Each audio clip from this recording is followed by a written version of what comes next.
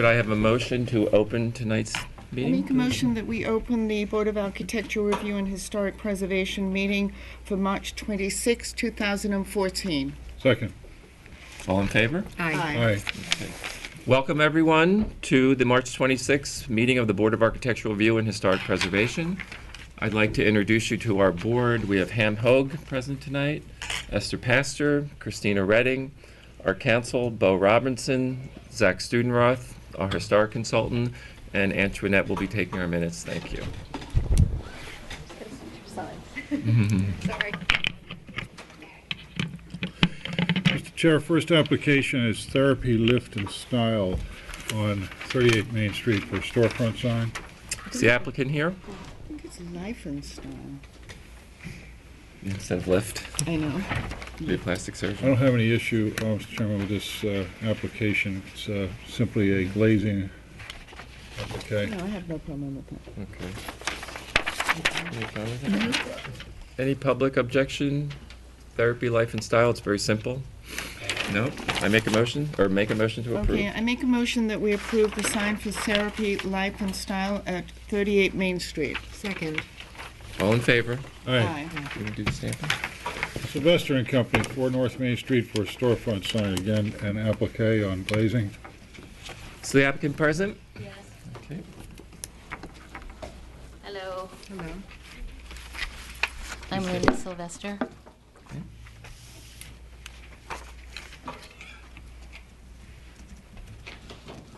These are just decals going onto the sign? That's the Line. font, that's the color, it's Yep. white? Yep. It's already up, right? Yes. It's already on the window. Uh-huh. Yeah, I have no problem.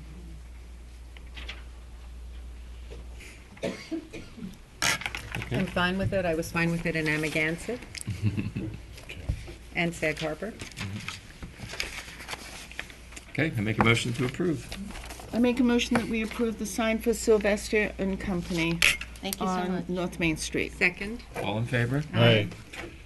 Keo and 51 Inc. at 10 Jobs Lane for a storefront sign, same application, or same type of application. The applicant present? Stacy Menzer, Hampton Signs.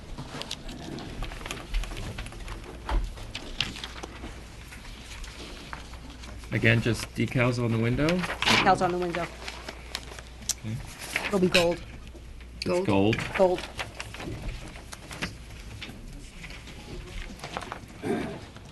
Everybody okay? Okay. Yep. Okay. I make a motion that we approve the sign for Keo and, is it 5? 51. 51. On 51 Inc. Sorry, I don't know my glasses. 10 Jobs Lane. Second. All in favor? Aye. Aye. Aye. Next application is Hampton Signs, 77 County Road 39A for a storefront sign. Is the applicant present? Applicants and present. Stacy Menzer, Hampton Signs.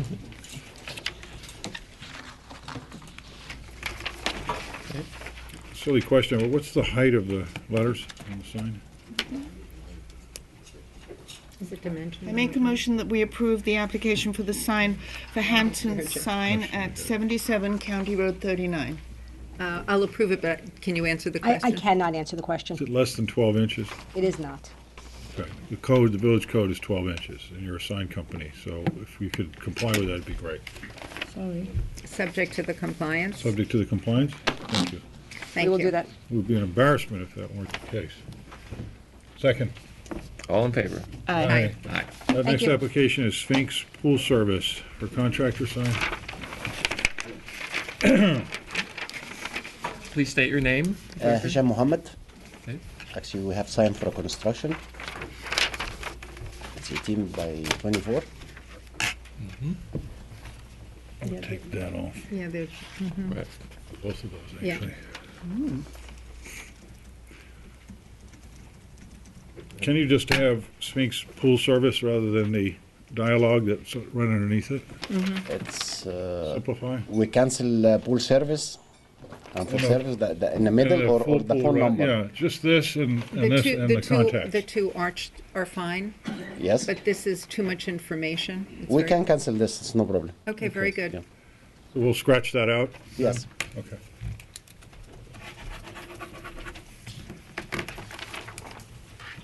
Make a motion that we approve the sign for Sphinx Pool Service, eliminating the words full pool renovation and pool service. Second. Thank All you. in favor? Aye. Aye. That concludes our signs for tonight. First application, historic. First application, excuse me, is Elizabeth Yonke, 483 Hill Street for construction of a new single-family house and attached garage. For the applicant, John Bennett, I want to hand out, first I have one for a series. You want to process these, or we'll do Or that? this is as requested, Are these all stamped? memorandum of law. You're done. This is a memorandum of law, which I think unequivocally, with significant case law, including a case that this board was involved in, demonstrates that the law is, really, there's not much doubt to the law. This board does not have the jurisdiction to downsize the house that's before you. Having said that, I do, of course, want to remind the board of the following very relevant items on this matter. The maximum allowed gross floor area for this lot is 7,610 square feet. 7,610 square feet. The proposed house has a gross floor area of 5,531 square feet. So that's 7,610 is allowed, 5,531 is proposed. The maximum allowed height of the ridge is 35 feet. The proposed height on the main house is 28 feet 3 inches. And then for the living area over the garage, as was requested by the board, it was downsized, and that height is 27 feet 3 inches. So well underneath the both the GFA as well as the potential height. Although, as of right, this applicant could build a 7,600 square foot house, 35 feet high. We have declined to provide a balloon test because we believe that it's not only not relevant, nor is it calculated to lead to any sort of relevant evidence. So this is the 6th hearing before this board on what I would say is a great surprise to me, certainly as a keen observer of the proceedings before this board, that such a straightforward application for a house well underneath the as-of-right size has been carried on for so long. Would simply ask you to read the memorandum of law. I'm sure Mr. Bragman has submitted a memorandum of law as well, to read both of those, to close the hearing, of course, after any comment. And I would respectfully ask you, Mr. Chairman, this is the 6th hearing, I would respectfully ask you to request that the comments be kept to comments that haven't been made in the past. Thank you. That's all I have at this point. Thank you.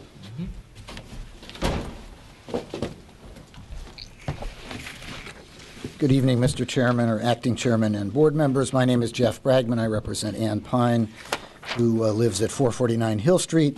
I just got this, obviously, and would like to have an opportunity to respond to it in writing. I would object to that. We each had the opportunity to submit a memorandum. That was it. No response, one way or the other. Yeah, did you not understand No, that? I did not. I understood it. Excuse me. I understood that the record was going to be kept open for all purposes. I had a letter prepared, Right. and you had asked for more information. Memorandum of law to be submitted. I can give you a case that I think is dispositive. I would prefer to give you a memorandum if you want to set a very short deadline. My understanding was the record was being kept open for all purposes, It and is. that I wasn't under an obligation to give you a memorandum today. John, I was very I- clear, Jeff, I was very clear that the memos had to be submitted. I said at the beginning of the meeting. By this date, I said, by the beginning of the meeting, the memos were to be submitted. They Well, could I have been can- submitted any time before this and up to now. I can give you law that's the key law Okay. tonight. I have it with Good. me. I can do that. It won't be in a memorandum form, but I wanted to talk to you I was very briefly. explicit with it. I apologize. I made a mistake. I don't recall that. The applicant has made a great deal about the fact that the ARB does not have the power to decide the size of a house.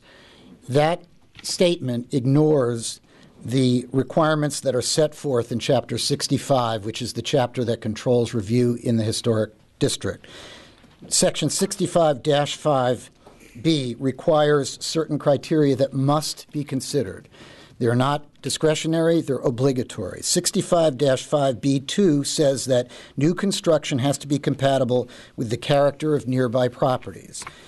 Section 65-5C gives you a mechanism to determine what that phrase compatibility means. It says that in order to determine the principle of compatibility, the board must consider specific factors. Section 65-C2 states that one of the factors that must be considered is the scale of the proposed new construction in relation to the property itself and to surrounding properties and to the neighborhood. That section is a clear delegation to you of authority to control the size of a house based on how it compares to other sizes of houses near it. Scale can mean nothing other than size. Section 65-5C4 says that you must consider the visual compatibility with surrounding properties. Again, these are mandatory, not discretionary.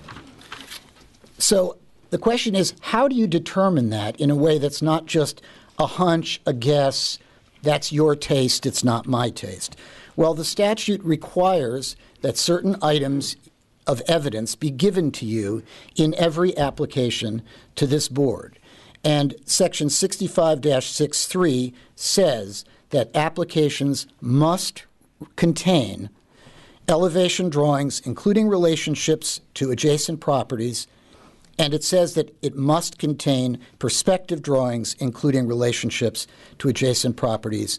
It is a mandatory requirement. It is not a discretionary requirement, and I would suggest that it makes sense because that's the only type of evidence that you can use to make a determination whether the scale is compatible with surrounding properties. That's not a guess or I feel this way, you feel differently. This is the way that you make an evidentiary record that is not arbitrary and capricious, but that's based on facts. You got none of that information. You've never gotten elevation drawings. You've never gotten perspective drawings, nor have you gotten any kind of a comparison to the surrounding properties, which is required. This board requested a 3D drawing with various perspective views in the 3D drawing. There was a lot of discussion about it, led primarily by Ham Hogue. You got, in response to that, an unscaled sales drawing with no reference to adjacent properties.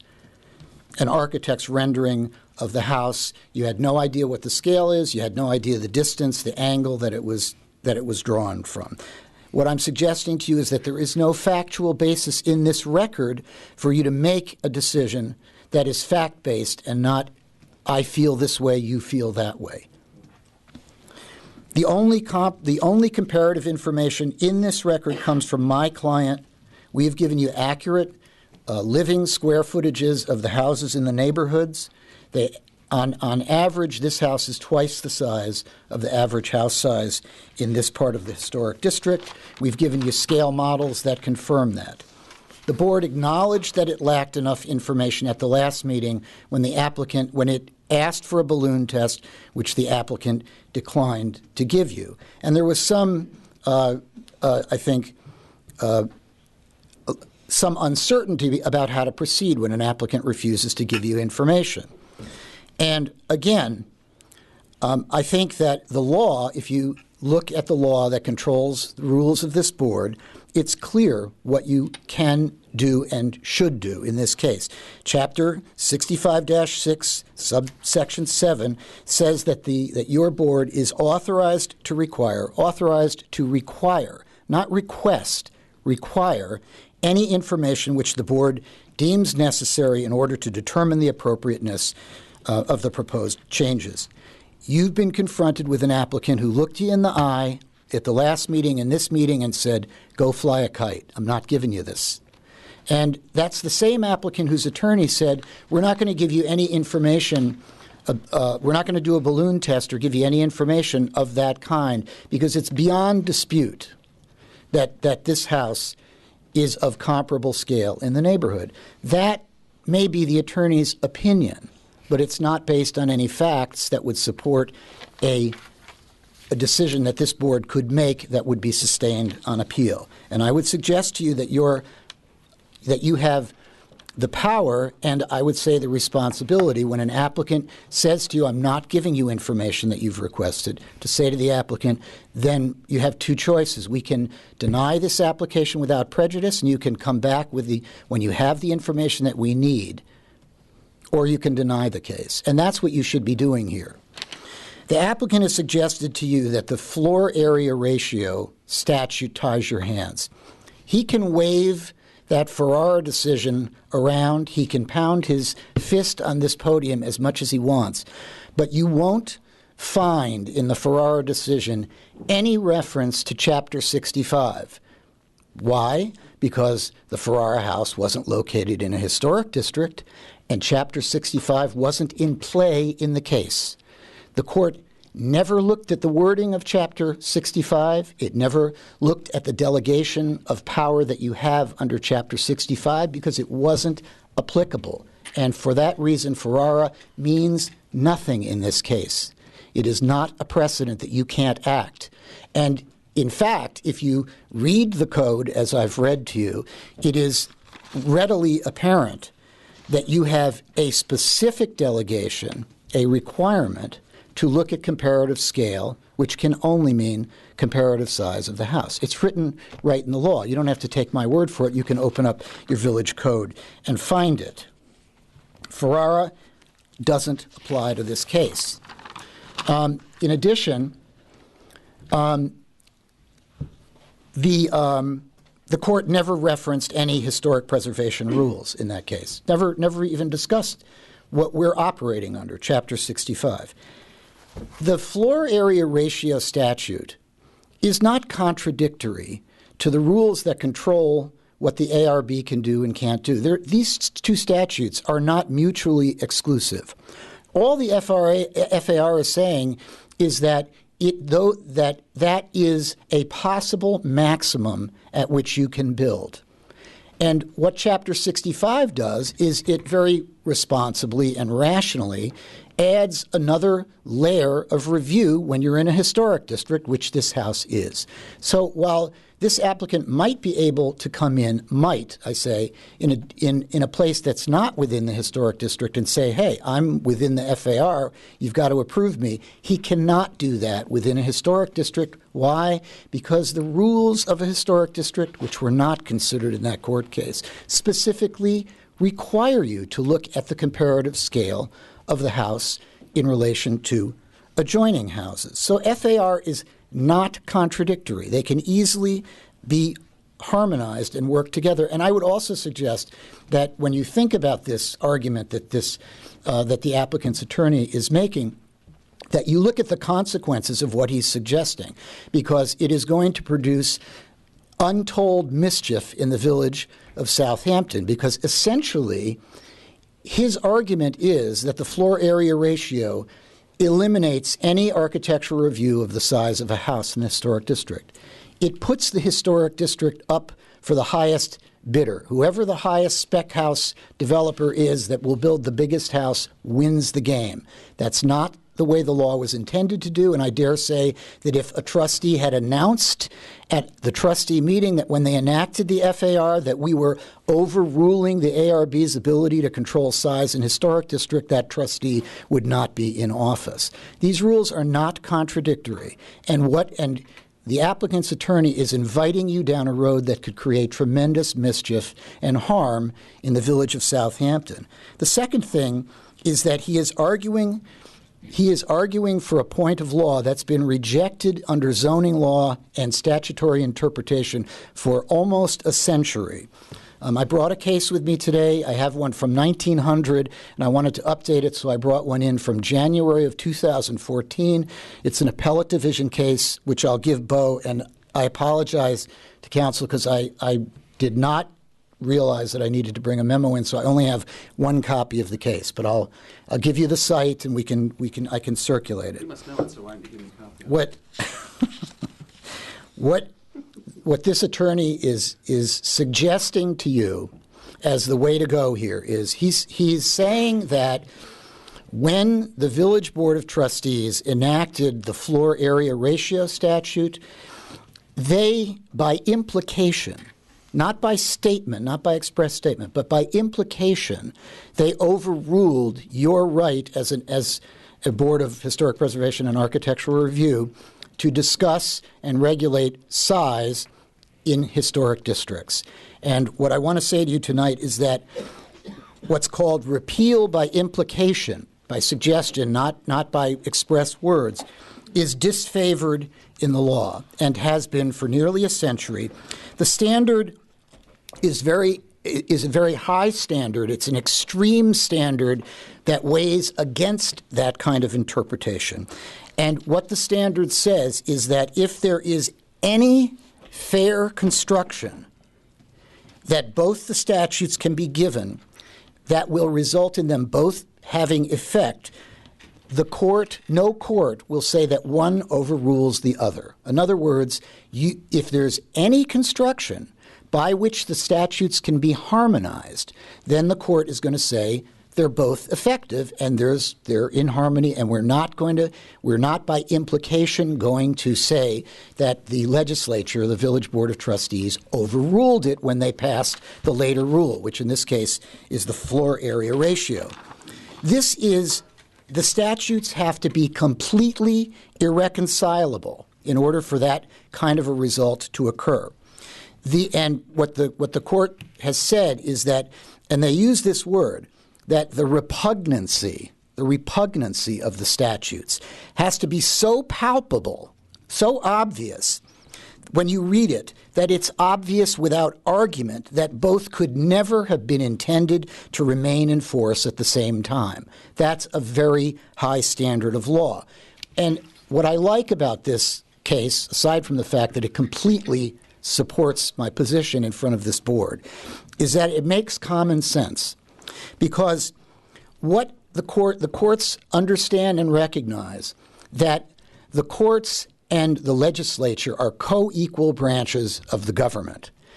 They're partners. One doesn't supersede the other. And there's a respectful relationship between the courts and the legislature. And I know this is the kind of talk you hear more in Washington, D.C. than in the village of Southampton. But the same rule... Or here, Jeffrey, than we do in Washington. Well, that may be. And I'm hoping that you listen to this carefully because I think it makes sense. I think it actually makes, a lot of times that we shake our heads and go, why does the law say that? It's crazy. Okay? But here there's a really good reason. And that is, just think about it. If a court overturned a statute where the legislature that enacted it didn't say this was intended to repeal our authorization for the ARB to look at comparable scale in historic districts, if they said we're going to imply that, it contains a suggestion, I think a very realistic suggestion, that the legislators, your Board of Trustees, acted out of ignorance, that they ignorantly forgot that they were enacting a later statute that was completely repugnant to an earlier statute.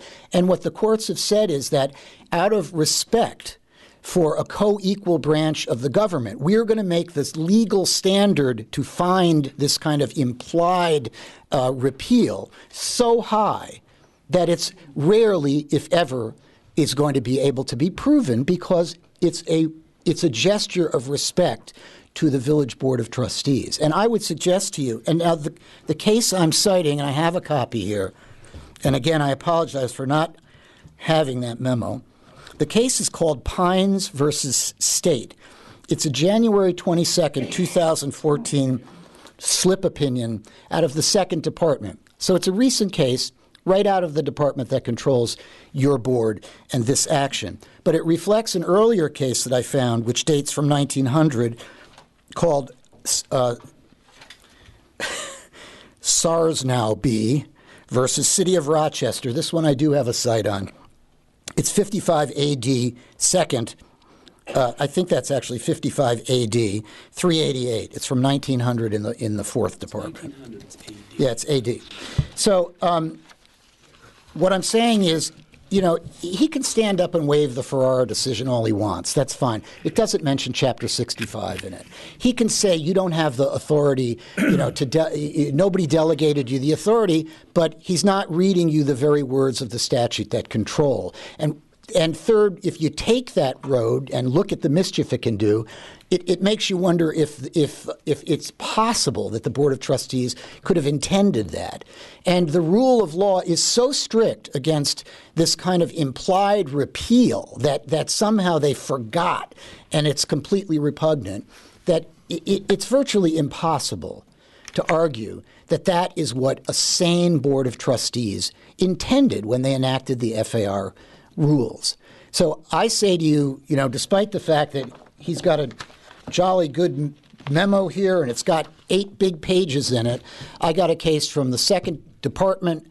It's a January 2014 case. It couldn't be clearer about what the rule of law is. And I'm asking you tonight, do not accept the invitation that this applicant is offering this board because it will lead to the destruction of your historic districts. He's inviting you to a game of anything goes, and you should reject it. It's bad for the village, and it's bad law. Thank you. Jeffrey, just to confirm, you're reflecting C2, correct? Chapter 65, C2? C2, yes. 65B2, it starts with 65B, then it goes to B2, then it goes to 65C, then C2, then C4. So inclusive. Those are the, and then 65.6.3 and 65.6. Inclusive. 4. Yes, inclusive would have been the shorter way. Thank you. You know, lawyers, we're rarely that succinct. Okay. I'll give Bo the case, and again, I apologize. Once in a while, Okay, Jeffrey. I make a mistake. Sorry you didn't.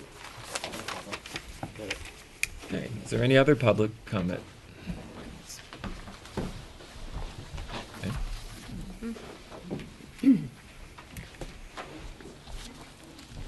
For the public comment that's going to be given tonight, could I please ask you to only say things that we haven't heard before? We've heard a lot of things over and over and over again in this case, and we'd like to just get new information tonight, if that could be possible. Thanks. Well, it's somewhat, I won't say it's redundant, it somewhat takes a little bit different tack, but I guess one of the things that bothers me about this, the lawyer for the applicants discussion here was, I thought, and maybe I'm wrong, that at the last meeting, the issue of what is law and what are you judging upon was the most important issue. And so for a piece of a disposition, or whatever you call it, to be released at the meeting when you may not have had a chance to look at it, and when you had and when I think there was really no discussion of it in any great detail, I'm just stunned that our lawyer, who gave a good detailed description, would not have had the equal amount of description from our applicant's lawyer. I just thought that was very stunning. Sorry, what was that again? Please just repeat. Well, it was my understanding at the last meeting that you said we're not quite sure what the law is in this case. No, I mean, that's what that was my understanding. Let me try and put it this way. There are at least 3 attorneys in this room. There could be 3 judges or 3 other entities. Given this language of the code, which is difficult language to deal with, it doesn't say size and define it. It doesn't say massing and define it. It doesn't say style and define it. So we're really dealing with some rather subjective, less than objective standards. The zoning code says 50 feet or 25 feet. That's not a problem. I asked for memorandums of law so that both sides could condense the arguments and provide the board and myself with the opportunity to reflect in their own offices their best arguments, their best interpretations of the code, so that when this is reviewed for decision, which I will have to write, that I understand completely what the arguments are, and if it goes to review in court, that the court will have the benefit of that. So we're not talking out of ignorance, we're talking about adding to the equation of knowledge and information in order to make this process more accurate and an appellate review more accurate. So it's not a question of not knowing the law, it's a question of saying, let's be specific here, let's make sure everybody's on the same page and we all know what we're talking about. Okay. So I'll be very short. Sure. The development of the property on a flag lot at 483 Hill Street, as projected, will create a loophole that will allow significant large structures to be built in the historic district of Southampton out of scale and out of context. The house conforms to the allowed setbacks and variances, but you have heard of the projected house being nearly 50% larger than the largest home in the historic district and nearly 100% larger than the average. Therefore, it does not conform, in my opinion, to your mandate of taking into account the size and scale of the structure as it relates to the district. Now, as I said before, I think this project will create a loophole. Our lawyer has also suggested that. Loopholes have a very negative connotation. There are tax loopholes, bankruptcy loopholes, moral loopholes, and financial loopholes. You may recall that the smartest financial institutions like AIG, Lehman Brothers, and the government agency Fannie Mae and Freddie Mac were allowed to exploit loopholes, increasing their leverage ratios, and these actions nearly bankrupted the financial system. Let us not bankrupt the historic district through wanton development. How can you stop it once you allow the exploitation of this loophole? How many similar lots will be put into play? There are many around us, including perhaps our barn. As I said last time, by not observing your mandate of mass and scale, you are declaring open season on the development of Hill Street, of the historic district, and also Hill Street, so that in 20 years it will not be the same, I predict. What is the point of an historic district if this decision leads to its destruction?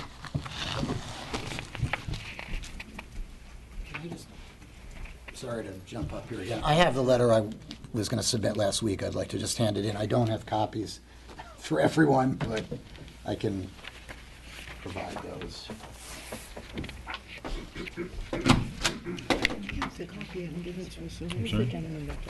John. Okay. Any other public comment?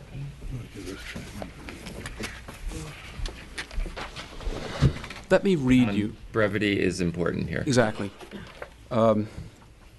I was very brief when I got up for that reason, and I'll be brief again. Let me read you the Ferrara decision. It doesn't matter whether you're dealing with Chapter 116 or whether you're dealing with Chapter 65.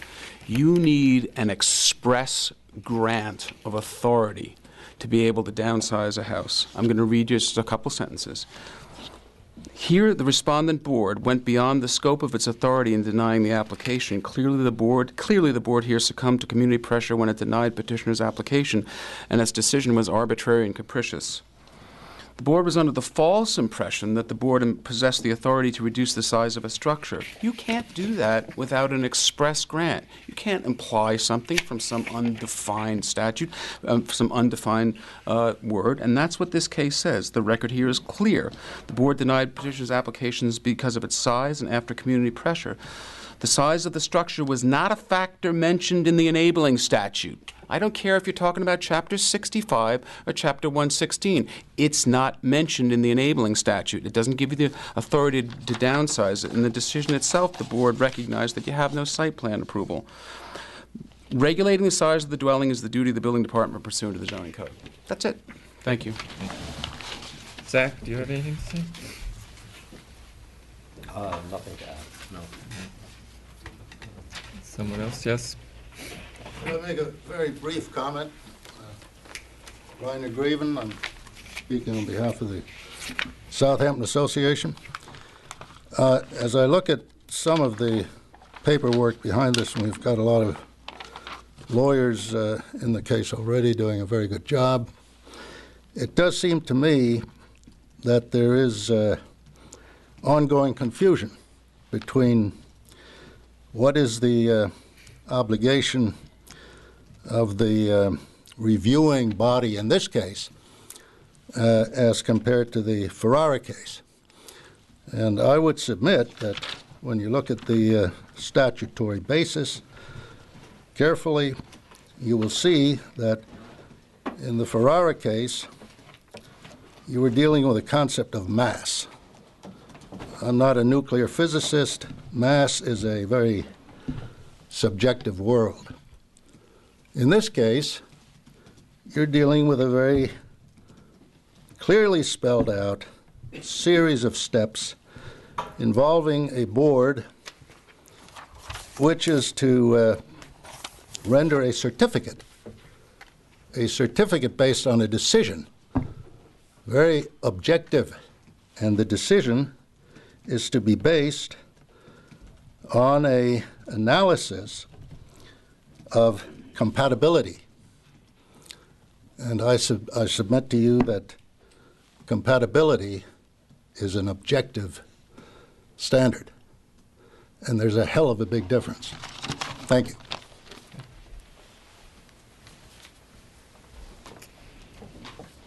Okay, members of the board. Just a little comment right now. Oh, there are more? Okay. Again, I'm going to ask you to please only tell us things that we haven't heard before. I mean, if you just want to reinforce what you've been saying each time. Okay. Good evening, members of the board. I'm Barbara Missett, the neighbor directly adjacent to the 483 property, having a residence at 471. And both properties are in the historic district. Now, tonight again, I'm going to submit these. I'm going to get part of them back. Can you speak into the microphone? Yes. please? Oh, thank you. Every time I forget. Thank you. I'm going to ask, may I ask the board a question? In the last meeting, you all said you were going to visit the site, and I wondered if that happened. Twice. Okay, well, okay, good. And I wonder, I know that Mr. Bennett refused to do the balloon test, but I visited my very own property yesterday and saw that this house had been staked out, and on my property there were 2 green paint marks or something. I wondered if that had to do with your visit or... No. No, nothing to do with it. And so I thought it might mean a balloon test had been Maybe done. somebody up in that tree house, but not mine. Well, I did my own. I talked to Gil Flanagan. Whose tree house is that, by the way? What? Whose tree house is that, by the way? That's the Jonkeys for their grandchildren. Yeah. Very sweet. I hate to see that go. In any event, because I did my own balloon. I talked to Gil Flanagan about the fact that I'm on a right-of-way, and one of the things the board has discussed is, and Mr. Studenroth, about seeing the house from Hill Street and Corrigan Street, and right-of-way is right in the code as well.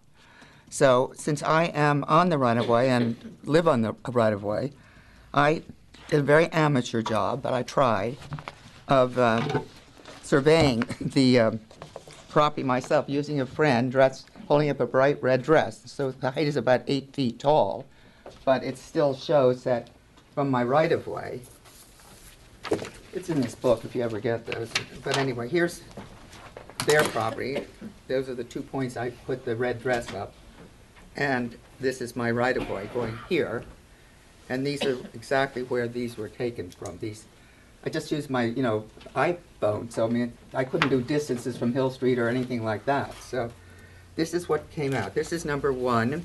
This is the southeast corner, and this red dress is there, and you see it very clearly. Now, I know there's going to be shrubbery and so forth coming up, but when that driveway is open on their property, the Jonkeys' property, you're going to see straight up there, as well as you do see straight up mine. This is another showing you, this is the southwest corner, which would be the furthest side. And you still see that little figure there. So it's not, but it just shows, it's just going to show, which is one of the things that you had brought up and said landscaping is not the answer. Because this part of the property belongs to me, and I can take those trees down anytime I want, and the hedge along the edge of the driveway. So I'm not threatening to do it by any means, but I'm just saying that it's whatever. The other thing I wanted to bring up and get in the record is there's been a lot of publicity about this, as you are probably well aware. The East Hampton Star had a great big article, which is in this book. I don't know if it's been submitted for the record. Pardon me? It's up there with them. Oh, yeah, okay. No, but I'm saying but prior to tonight, I mean. Okay, I don't know. I know, yeah. Anyway, that, and finally, and the press also had an article about, with Mayor Epler speaking, and the Southampton Association sent out their village minutes, their meeting minutes of last Saturday, and you all were here for all the 83 letters that came your way, as well as many citizens residents of the village who spoke against it. So all I have to say is, until you get all your documentation and are satisfied, I think that this should be adjourned until such time, because you're being refused the things you've asked for. You've asked them again and again, and they have not been submitted. And I think we've heard that before. So with that, I will sit down and thank you very much. Thank you, Barbara. Just to correct any misimpression, the standard is from a public street right-of-way or park open to the public. And I'm just quoting from your decision in the Calder case, where Bo cited the statute in that decision. However, Gil Flanagan rendered, which is in your book. I'd be careful. Mr. Flanagan is counsel to the seller in this case, so I don't know. No, and he's also my counsel, and has been for a good number of years. So it's written in there, his decision, his email to me, saying that he believes that you have to review it. I can read it to you, or you can just go in the booklet. I think we need we we have a lot to read. I know you do. We understand that. Yeah. I'm just saying, he thinks. Okay. Thank you. Any other comments? Good evening, Mrs. Pastor. I never met you, but I remember your husband from last year. Thank you. And I'm sorry I didn't get back to your call, but I can't respond. Oh, no, I know that. It was a procedural question. Right. It wasn't to discuss. First of all, I do have something new. It's kind of silly, but just for variety. I got House Beautiful today, new, a house on Meadow Lane. Not a big house, but it's capable of being on House Beautiful with a big spread. My point is that we don't have to have a McMansion to have something expensive. And valuable. This real estate here is the most valuable in the United States without spec builders because of its location to New York, its natural beauties. We don't have to worry about its value. We're all going to get our monies from our properties. We don't have to give in to every scheme we see. And I would submit, too, that the Hill Street Historic District, we bought the third lot behind us a few years ago for a huge price. And I don't resent it at all, and I'm sure its value is going up.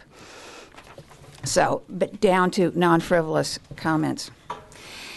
This morning I listened carefully to the past 5 meetings on the video. I'm obviously not going to go through it, but I have some specific quotes I'd like to read to you because I would like you to pursue actively the trains of thoughts you've been pursuing on the video. It does disturb me that there's an ebb and flow to these meetings. You seem to be pursuing one direction, and then at the next meeting, you drop that direction and pursue another, particularly between meeting 3 and 4. At meeting 3, all members of the board who were there expressed concern that no neighborhood elevations had been presented that were acceptable as required documentation. There was a great discussion, we've described that, about what would be acceptable. At meeting 4, they weren't presented, and nonetheless, Mr. Highsmith said he had all the documentation he wanted. This was kind of a reversal from the third. I don't know what happened in between. Also, at meeting 3, there was extensive discussion as to mass and scale. I quote Mr. Highsmith, "Style is not an issue." He was speaking to the Farrell Building Company. Massing is the issue. The inappropriate feature is massing. In a reversal, at the next meeting, number 4, the words massing and scaling were hardly mentioned. Of note, a comment while someone like me was speaking was from one of you, a gable has been taken away, that's huge. You were talking to each other. I also, when Mr. Bennett was, in Mr. Highsmith's words, going on and on and on and on, he said, don't worry, the board likes your design, the new design. Massing and scale at that meeting was reduced by 3%. I can't imagine that that could be described as huge. The gable, the third gable, is still there. It's set back 10 feet, but it is still a third gable. It was not taken away and put in the backyard, which was what something Mr. Highsmith himself said he preferred would have happened at that meeting. Some specific things were said. Mr. Hoag, in the very first meeting, he asked for brick to replace cultured stone. This in itself presupposes visibility from Hill Street. Of course there's visibility from Hill Street. You couldn't ask for brick or stone if nobody could see this house. That is the very beginning of your statute. Further comment from that first meeting, Mr. Highsmith called for public comment. Whoa, says Mr. Studenroth. May I jump in? And here are some of his phrases. Hill Street has a character all its own, not large dwellings, medium-sized dwellings. I'm obviously not reading the whole thing, but these are accurate snips. I understand this is a flag lot. This is a rather large, imposing house appearing off to the side of Hill Street. Hill Street doesn't have houses of this scale. January 8th. Square foot figures were given by us for existing houses fronting Hill Street and flag lots. We are 2.5 months later, and these figures have not been questioned by your board. Mr. Irace, my lawyer, the partner of Mr. Bragman, he described the traditional historic arrangement of houses fronting Hill Street being larger, behind being smaller. This has not been questioned by your board. Mr. Irace said at that second meeting, you are creating a new scale, a new scale. That doesn't mean compatible. Scale, piano, boom, boom, boom, boom, boom. Okay, we're not doing scale that way. Steps, the original word for scala, go like this. They don't go from here to here. Mr. Studenroth said he was still concerned. Front facade, the disguises. I like that word disguises because Farrell Building Company has done nothing to you or to us than disguise what they are doing. Today, I want to know the square footage that appears above ground. I don't want to hear Mr. Bennett say garages don't count because in front of your board, we're talking about what you see, the visible outside. We have not heard the garage wing square footage yet. That, to me, is unbelievable. The reason we're on the 6th meeting is because Farrell Building Company has stonewalled both of us. If they gave us some information at meeting 1, we'd be on meeting 2. Mr. Studenroth again said he doubted that this would not be visible from Hill Street. He discounted screening. He spoke of 4 different times of driving west on Hill Street, what could be seen. Mr. Brady spoke of the proposed new construction as being a little too large. To me, a little is a gradation. It's 10% or 20%. It's not 100 to 300%. These are his words, and I think he knew what he was saying, and I think he meant it unconsciously the right way.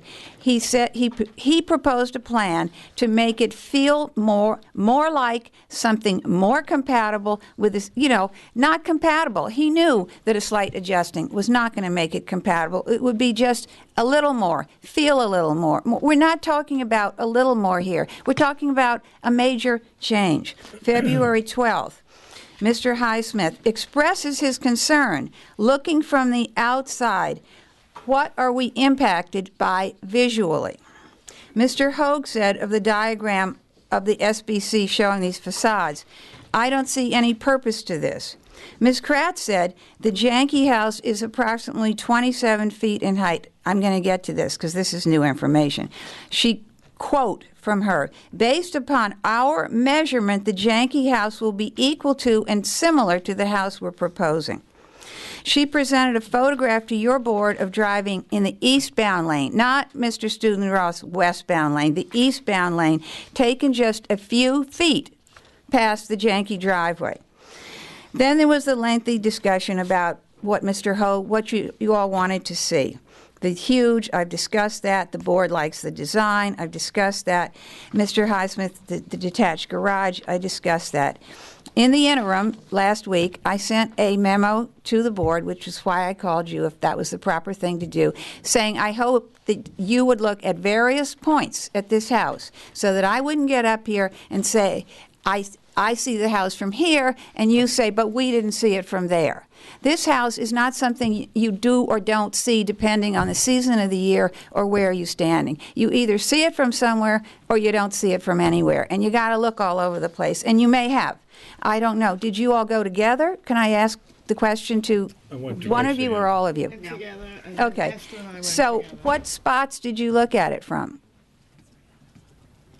All sides. No, but I mean on Hill Street, on Corrigan, did you, Up for and instance? down Hill Street, we down went Hill up and Street, down the Corrigan. right of So- way. We went to Down your the house, flag. I went to Good. your backyard. That's great. We went to So Corrigan Street. just to confirm, here's the car coming in our driveway, here's our barn. Right. You saw that? Okay.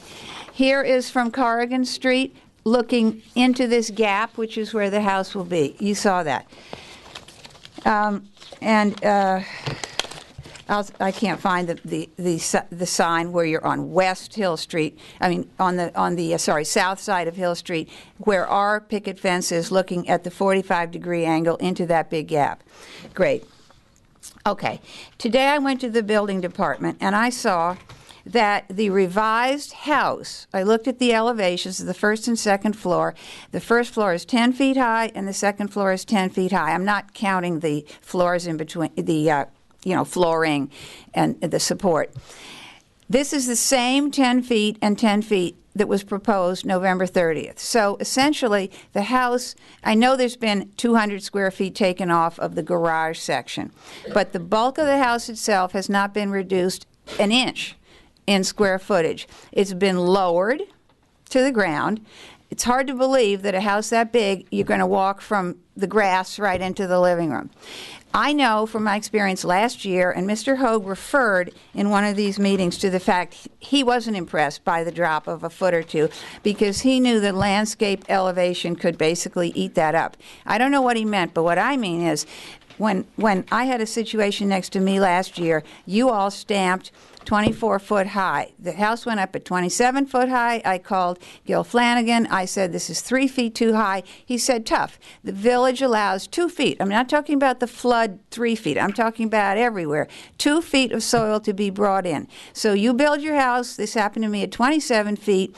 You get automatic. You don't have to have the soil come. You just have the right to have the soil come. And your house is now 25 feet. So I submit to you that this house is going to be 30 feet high, the original 30 feet high on the horizon. That this lowering it 2 feet is exact 2 feet that it was supposed to be in the origin. And if the inside hasn't changed, I don't think we're seeing a real change. Secondly, I noticed, and I'm going to bring my houses out because Mrs. Pastor hasn't seen them, and I have a new house because I was encouraged by Mr. Bennett's comment and Ms. Kratz's comment about the janky house. But in this house of Mr. Farrell, you don't get 8 bedrooms and bathrooms without this. This is a feature that is not a part of the Hill Street Historic District. It is a big flat roof up here. It's totally out of character. This does not look like a house. I'm not talking about mass. I'm talking about looks. It has shingles. It has all these lip service things, but this does not look like a house. And I'm not talking about a reproduction Queen Anne house. There are architects here, millions, who can make a very compatible house, a contemporary compatible house in a Hill Street Historic District. This feature is obviously completely out of whack, and it's out of whack because of all the junk that's in the house. Nobody on Hill Street has 8 bedrooms and 8 bathrooms. I know you don't care about the inside of the house, but if that's the inside, the outside has to be radically different. They don't have there's not a single house with a double height ceiling. There's not a single house with a family room and an eat-in kitchen and a living room and a great room. They don't exist. And to have those in a house, you got a totally different outside. Come on. And not to make fun of this situation, but you know, here's the 7-foot door, and here's a 5'6" me. This is me twice as big. I'm out of scale. I mean, this is a joke when you're talking about something twice as big as the biggest house. I know you can't see this is the tax map. Mr. Bennett said last week that this was the largest lot. It is not. The Robertsons west of me are 1.7 acres. Our 2 lots are 1 acre each. Our back lot is almost 7/8 of an acre. Mrs. Bushman is an acre plus, and she's to the left, directly to the west of me. Mrs. Janke herself in the front is more than an acre. You have 6 lots here that could blow up to 6 Farrell houses, bigger, as Mr. Bennett showed us, bigger than this one. That's the end of the Hill Street Historic District, just in our little area. If you need confirmation, I can show it to you. And I have the zoning map, but I think you believe me, probably. And it's not a question of believing you or not, but if you want to submit that in the record for the benefit of very good. the board or I've got anybody lots else, of copies. you do so. So Matt, you look fairly truthful. I will end with my models again. Our design firm has always said they were full service, so we are full service. If you want to hire a decorator to make models, you got the right firm. This is the Farrell house. Excuse me. This is the front.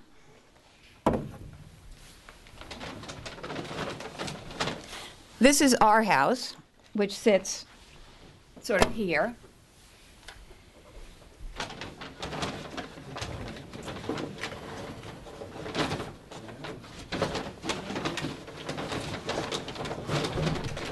I thought I lost our barn, but it's back. Here's our barn, and here's Mrs. Missett.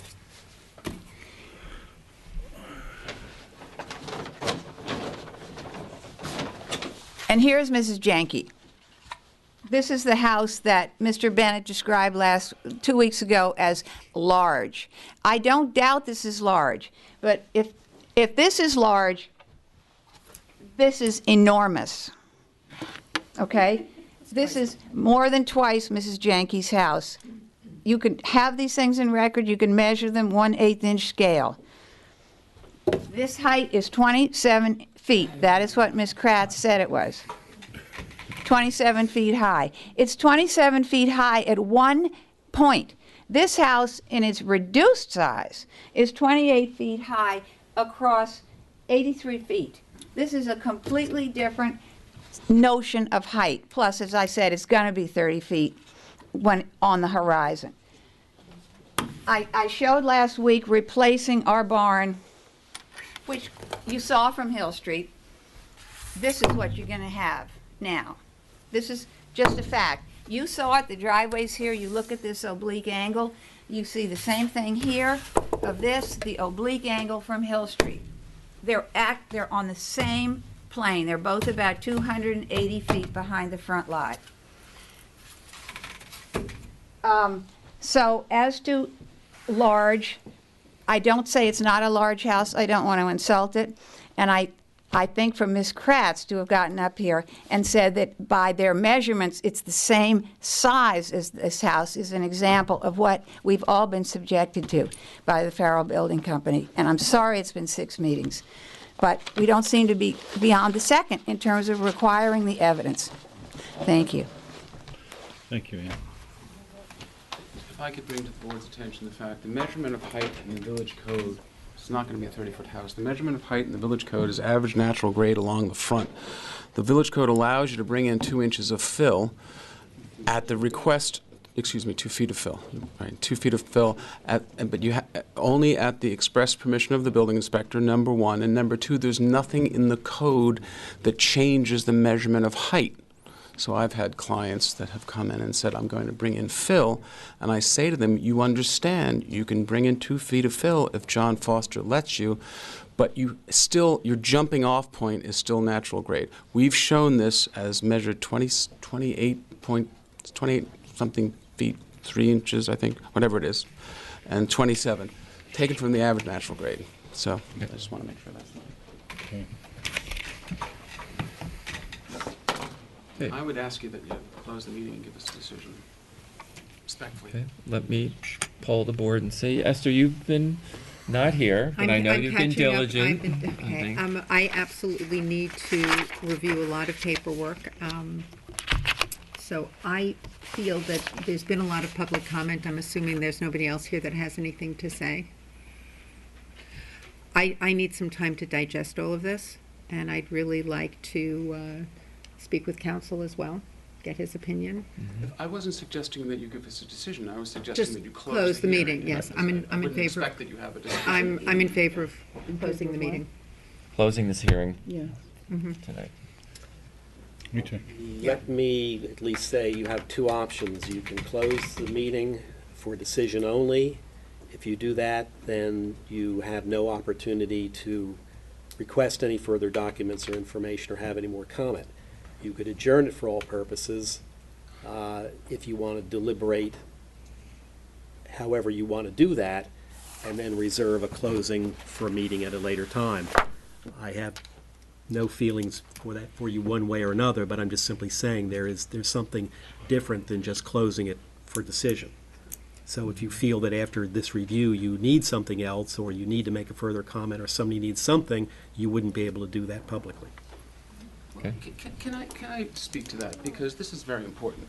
I was given a direction to give you a memorandum of law, and I endeavored to get that as per council's direction.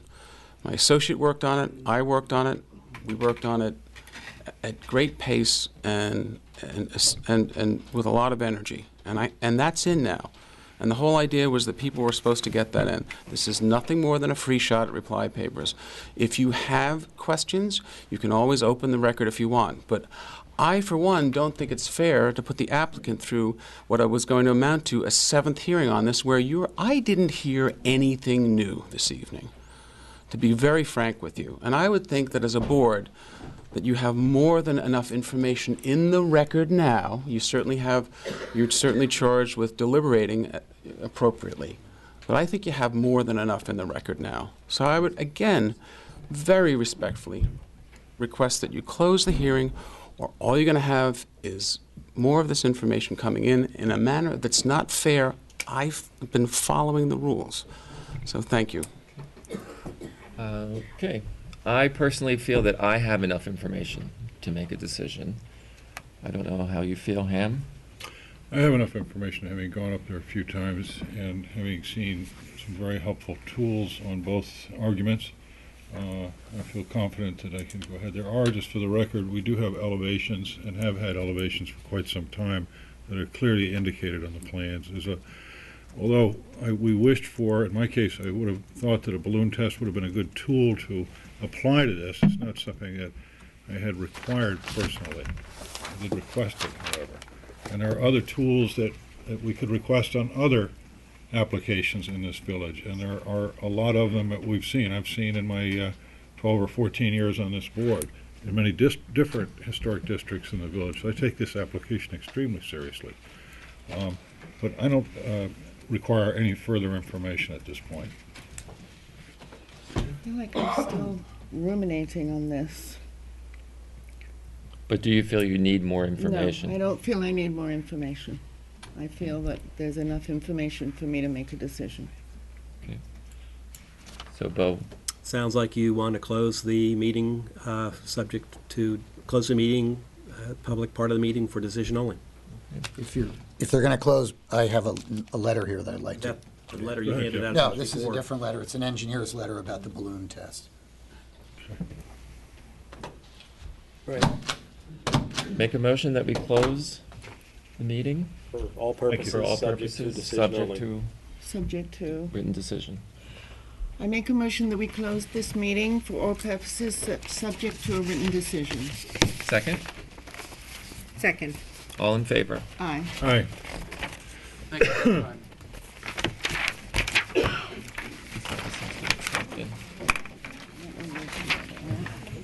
And this. Is there another copy of this that's handy? Well, I think we're going to need copies of everything. Yeah. This one goes in the file. Yeah. Was it stamped in? Yeah. Oh, you know what? That's the same Good, one. same one, got it. Yeah, there's a bunch of them in here. So, this all goes back. Did we make a motion and close it? We want to submit this. We did close it. We did. Yeah. Photograph of this. Next application, you want to call? Yes. You want to take a moment? Okay, We wanted to photograph this and put this in for the Sure. record. okay. Can we do that, Bo, if it's closed? Yeah, you closed the meeting. Meeting's closed. It's okay, it's on Well, the TV. We've It's on seen the it tablet. two It's on the meetings. TV. It's good. We're very All right. clear with it, Barbara. It's good. Okay. Yeah, we're good. I can preach to myself. Of course, go ahead. John, you all right? Yeah, I'm getting over a flu. Thank you very much. Thanks for asking him. Next application, public hearings, historic, is 436 Gin Lane LLC. There's a demolition of existing dwelling. There is a letter from the attorney requesting an adjournment in the file.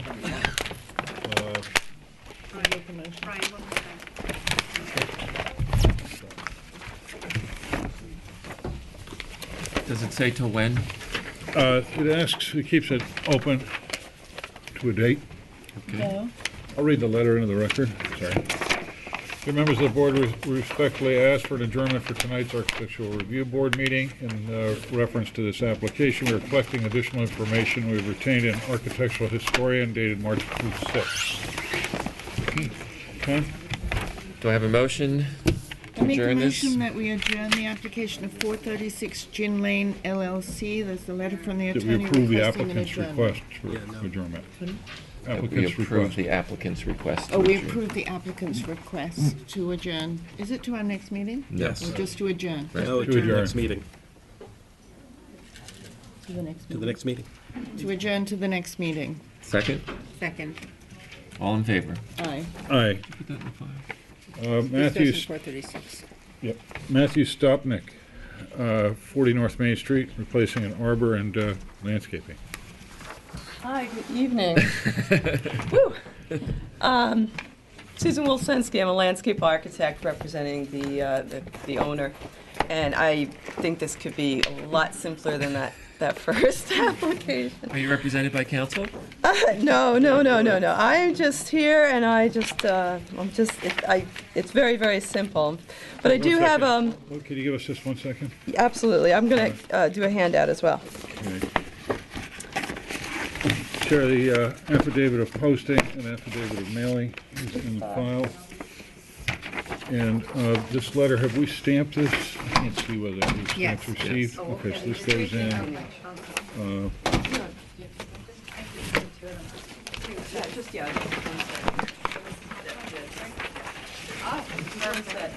I can take all that back, unless you want to leave it right there. Okay. So I'm here for landscape improvements. Prior to this, I was in front of the zoning board where we got approval to redirect this property's driveway. The reason being is that the common driveway was serviced 3 properties, and now it's now we have a separate, and that's because the clients have 2 very young children. So now that we have the new driveway relocated, now we want to hedge the border to maintain the privacy and containment for the front yard for their activities. What I just gave you are just simple. All I'm doing here is if you have the site plan in front of you, the dark gray lines are existing hedge other than the small, this is all existing hedge here and here. And I'm just replacing this. These 2 hedges are the same. It's an old arborvitae type. It's the multi-stem one that is problems. And that reflects in your photograph that you put in? Well, no, that's the variety that I'm going to replace it with. Got it. That is Okay. deer-resistant, disease-resistant, single stem, beautiful, and a tighter hedge. Okay. Because one of the issues on the site is, in the highway department, is saying that, of course, we need to maintain the right-of-way and a clearance for emergency vehicles. So we want to take down the the 10-foot wide arbs and make it more narrow and tighter and more private, and a better species. And then the front, along the road front, that's the same type of arborvitae, which is not in the best condition. And then this is new, and this is where we're closing the driveway off. So that the front arborvitae hedge and the new hedge will be a typical privet hedge, 7 to 8 feet for privacy. And again, the reason being is it's appropriate to the area, and that they can maintain that hedge in a tighter, hedge form. So, thus, won't encroach into the right of way or onto the walkway along the street. So, as far as vegetation, we're just improving the hedges. One additional thing that you have in front of you is there is an existing wood arbor that holds wisteria vine. And this arbor that's there now is about 30 feet. It's really long. I'm going to cut it in half to 15. But because of the wisteria and the type of vine that is, and that is shady, the wood arbor is deteriorating. And so I want to just simply replace the arbor with aluminum, black powder-coated aluminum arbor, very simple.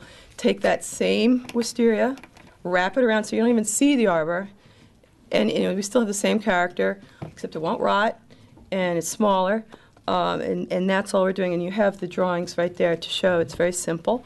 I will say that we do have on the plan that there was a proposed gate.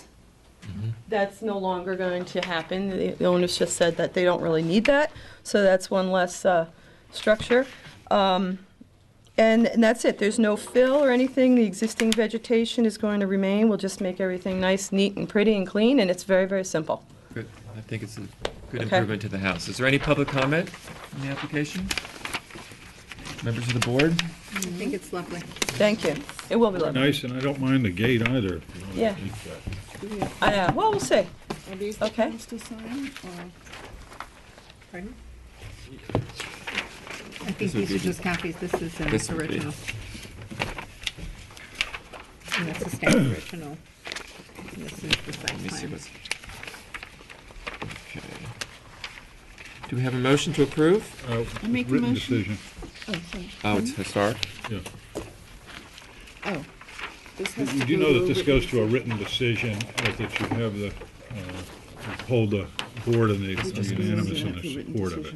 Okay. Right. Okay? Okay, so Won't require you to come back, the next meeting, where our council will draft that for our approval at the next meeting. and you say I don't have to come back the next? I'll get notification? Well, you won't get an approval till the next meeting. Okay, thank you. Sure.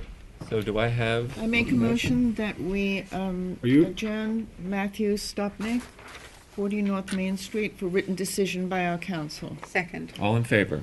Aye. Aye. So, I'm just looking to see what you stamp here. I think you have to stamp the plans, right? But They they're are not. stamped. I guess it's those two, right? That's it. Mr. Chair, next application is 4 Chase This is the new one. LLC, 163 South Main Street for exterior alterations. The applicant present. Two of them. Board, my name is Bill Stonebridge. I represent the applicant, 4 Chase, 163 South Main Street. Speak up a Could little. you speak up a louder. little, please? Good evening, Board. My name is Bill Stonebridge. I represent 4 Chase at 163 South Main Street. You have an application of posting and mailing in the file. I do. Can you explain your project? Basically, for the main house, what we're basically doing is stripping all the siding off, taking all the windows out, replacing the windows basically to size with a different manufacturer. Okay. And we are putting back essentially the same product, but we want to do it by manufacturer's spec this time. I'm sorry, say that We again. want to do it by manufacturer's spec. We've found problems with this type of siding on this house.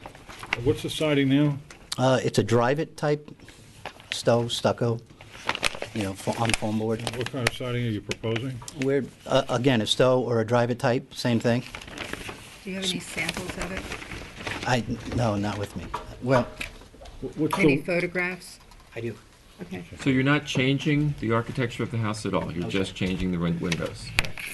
when you say the windows are changing the style, is it that the new manufacturer is forcing a change in the style? What is exactly We what have are you doing? we have failure in the windows. A majority of the windows are failing, and the siding is deteriorating Okay. in some areas. So we want to basically open up the house and put a new skin on it.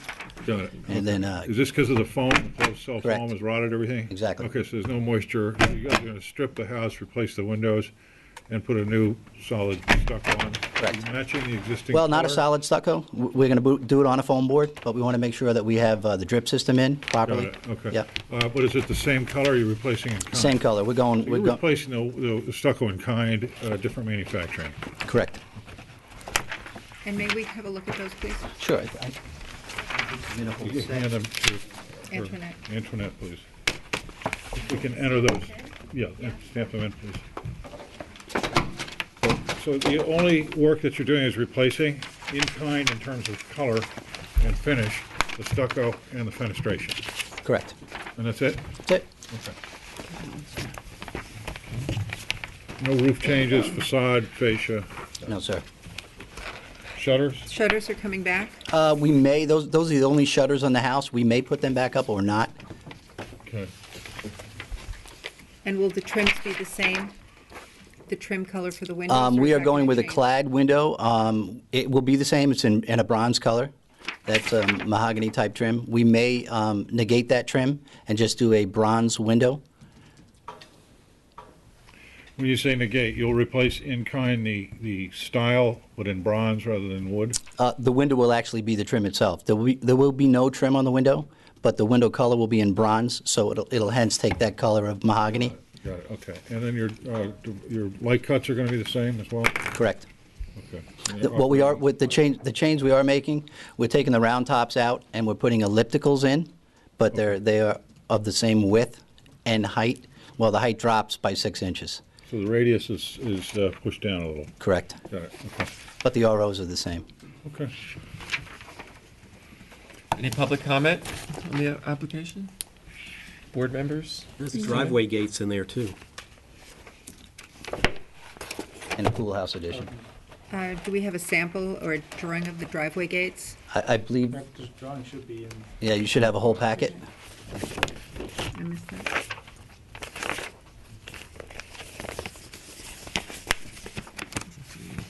I think this is just the survey.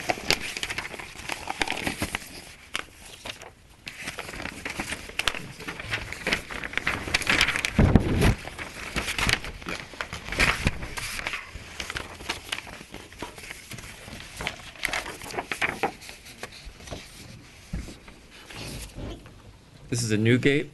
Yes. New gate. What are the spacing between the poles? The spacing? It's like on the about 6 drawing, it's inches. approximately 15 feet. It's going to be in that general. No, I'm talking about the spacing. Oh, between the bars and Mhm. it's roughly about 4 inches apart. And the bars themselves are 3/4 of an inch? Yeah, they're Minimum. varying sizes, Right. but in that, Okay. right, the smaller bars are about 3/4 of an inch. I don't have a problem with that. Okay, Board members? I'm fine with the application. Christina? I'm fine with it. Is that it, just the two things? The I gates? guess it's- and- Gates, no, Pool house. And what's Pool the house. addition to the pool house? Addition to the pool house. Correct. We're looking to put 469 square Do we feet. have that? What is this? Right. Do we have the drawings for that? Yeah. Oh, there is. Drawings Yeah, done. okay. The drawings are bigger than the pool house.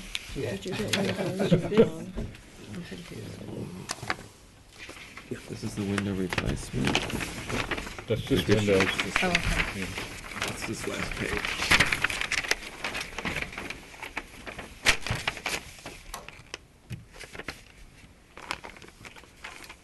Height is 16 feet?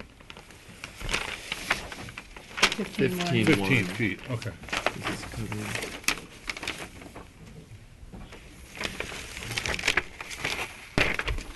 And it's critiquing the rest of the house. Yeah.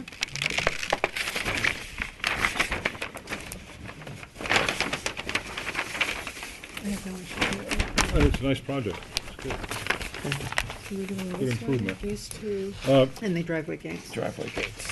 Okay. Because this is in the historic district, it will require a written decision by our council, board's council. Okay.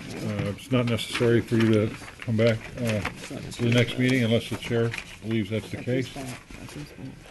Okay, motion to adjourn for written decision by council. I make a motion that we adjourn 4 Shays LLC at 163 South Main Street for a written decision by our Stamp. council. Second. All in favor? Aye. Aye. Can you stamp Stamp this into those, the please, file? Chair. Thank you. Oh, I can't back them. Oh, you did, okay. You should have a rendering, you should have. We have it. We We have it. You're all set. Thank you great. very much. Thank you.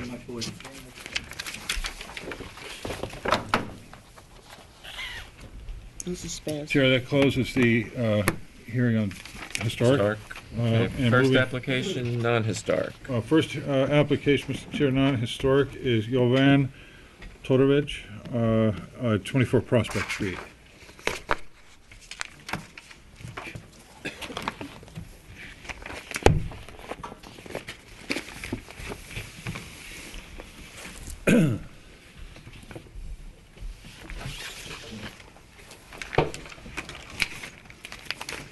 Let's see if they're new first. This is our Okay. third go around.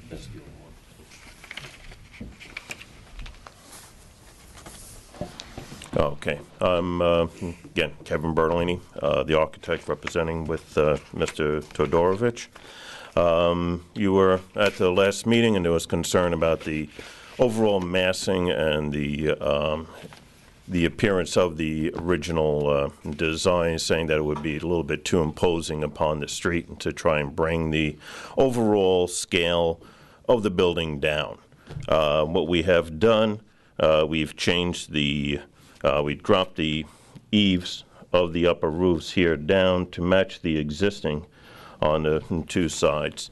That would also bring the overall look of the property down. We maintain the existing height of the previous designs. That was 27 feet. I didn't want to get too high because the rest of the neighborhood did not have tall houses in the neighborhood. So I wanted to keep that height. The house is only about 5'8" higher than the existing house as it is now. The garage was something else that was brought up. What we have done on that, I know the chairman was concerned and wanted to have it to look more as if it was a detached garage. We wanted it still to be unattached. So I shifted the garage a little bit to the west and sort of changed it so it would look like it was a detached garage that was attached through a connector, like a breezeway type of a thing that was enclosed. And the garage was also pushed back, as suggested, to the line of the back porch, which now makes the garage about 50 feet from the front property line, on It was average. shifted 10 feet in the original application. How much more did you move it?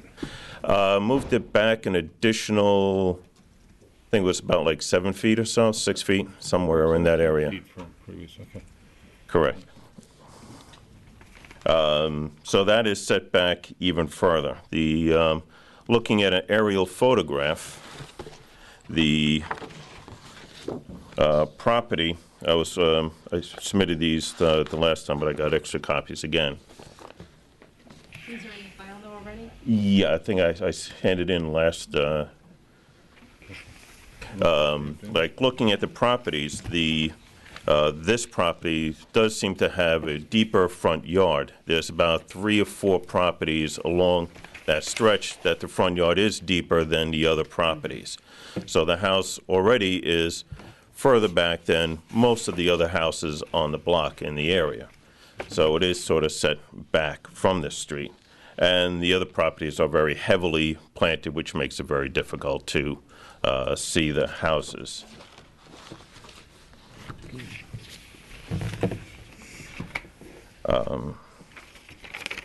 Okay. We were trying to also preserve the existing planting that is up along the western side, which is one of the reasons why we didn't want to try and push the garage too far over. And also for in the back area, there was a bunch of mature planting.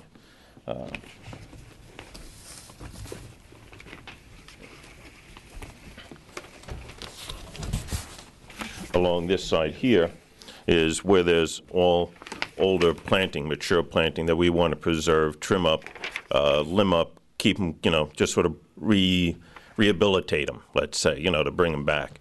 And then also all back up in this area here.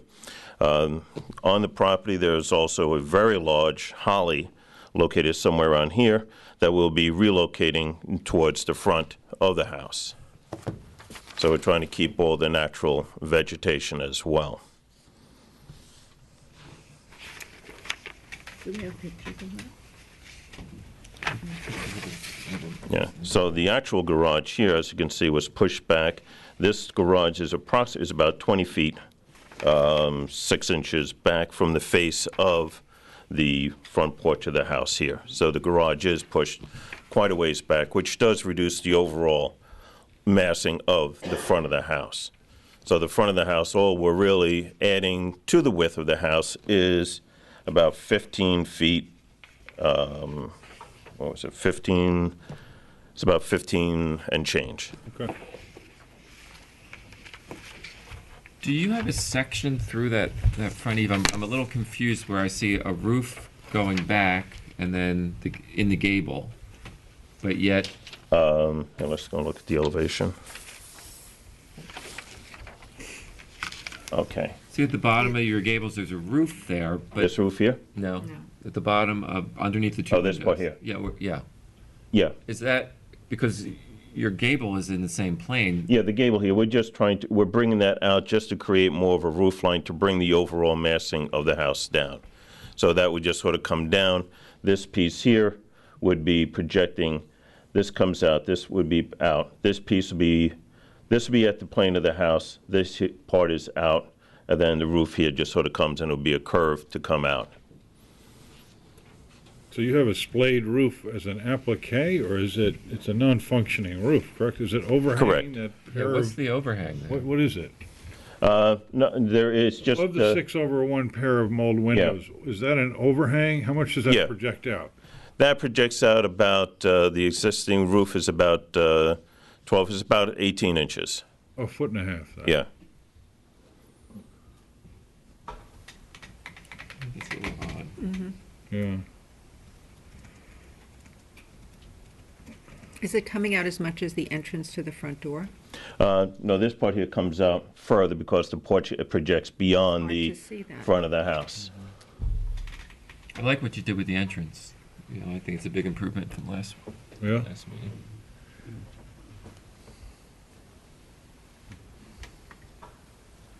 What is the, just out of curiosity, what's the sill height of those 6/1 windows on the second floor? Not Yeah, the ones it's over on the sticking out. gable. Oh, these here? Yeah.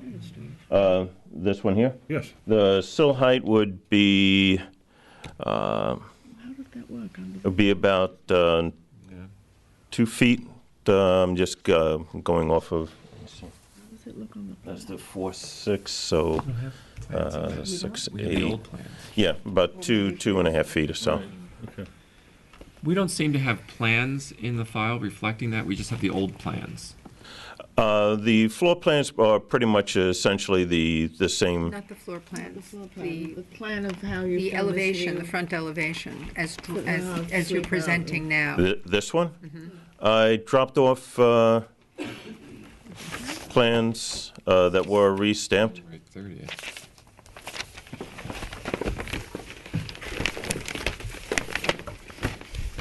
No, this is January 30th. Yeah, I dropped off new ones of the elevations. They were full-size sheets, just like this, last Thursday.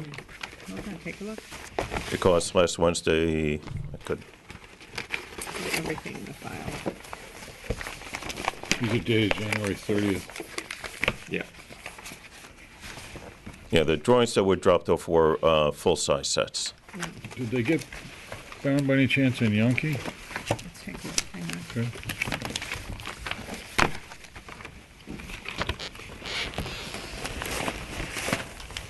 Because they gave me back the, It is these.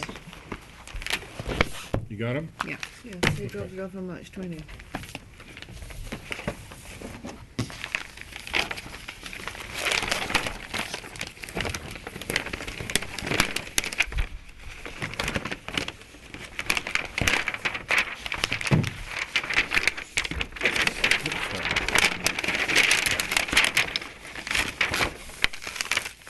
See, I still can't see it. It doesn't Okay, read. this way. So does this come out? Got 18 Yeah. inches. in front of it. Oh, okay, let's see. On the side,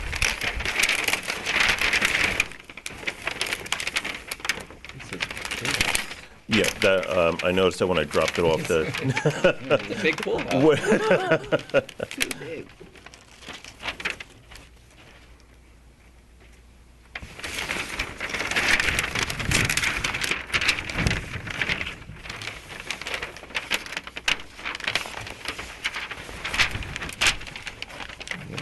We don't have anything showing it.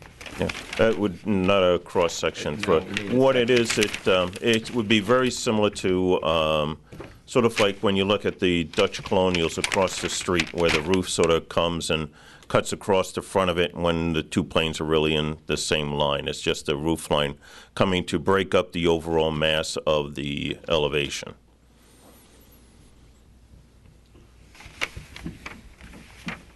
Just out of curiosity, would you be able to move that gable facade, the upper gable facade back an additional 18 inches? Which, you mean this piece That here? whole piece, that whole triangular. The whole triangle piece and just If you hold the lower roof static. keep this here? Yep. And just move this? Set that 18 inches, just out of curiosity. Are you able to do that on this house? You know what I'm talking about, Brian? Yeah, because it's going to look like it's missing a base otherwise, you know? Like Yeah. we It need feels like something it to wants hold this up columns. now. Yeah, it's like Right. free floating. Let me see. I just want to double check how deep that. Okay. Would that would kind of help, right? The front door, the front Or else entrance bring the bottom out. or bring the bottom out. One has one or the other, but not on the same plane. Yeah. Because you the, lose that, you lose the overhang at 18 inches. It looks like a bad mid-band detail.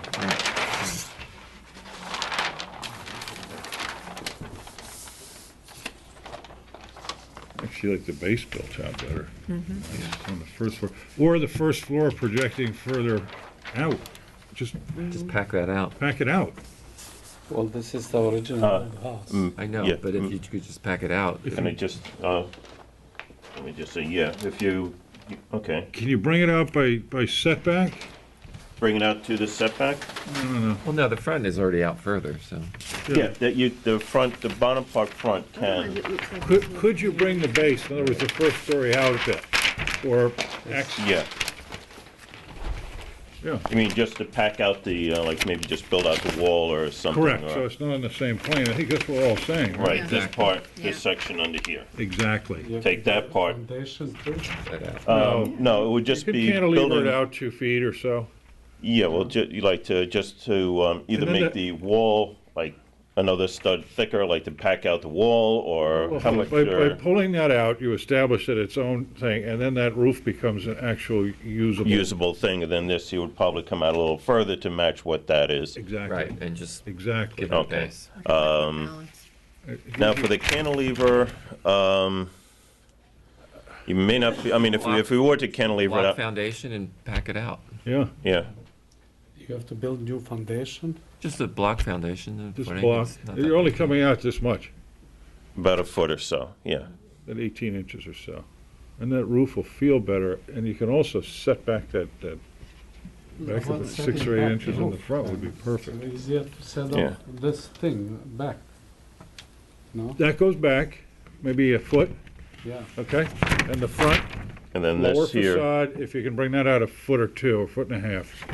Otherwise, it looks like you have this roof hanging over the house with nothing under it. under it. Yeah. I understand this. It's, But I think it would make it look great. It would also make how would it look without this or all? Just straight up? it look like hell. Yeah. No, I'm just kidding. I don't think it would be in the direction that we want to go. No, I think what What you're your doing is architect great. has done is very successful in bringing the scale down and, getting the entrance with some symmetry around it, and it's more in keeping with what's happening. I just think that one piece needs to be adjusted. So to sum this up, if you move the upper, or the gable up, back a 1.5 foot in the lower one, shifting forward or towards the street, then you create a submissive addition to the front entry, and it has a balance and a purpose of having that lower roof there. Yeah, I understand. Okay, Maybe and it's easier to move this back Both. rather than build from the bottom. Both, and it would be perfect. Not perfect, but it would be more in keeping with the neighborhood and the type of architecture that we have on that street.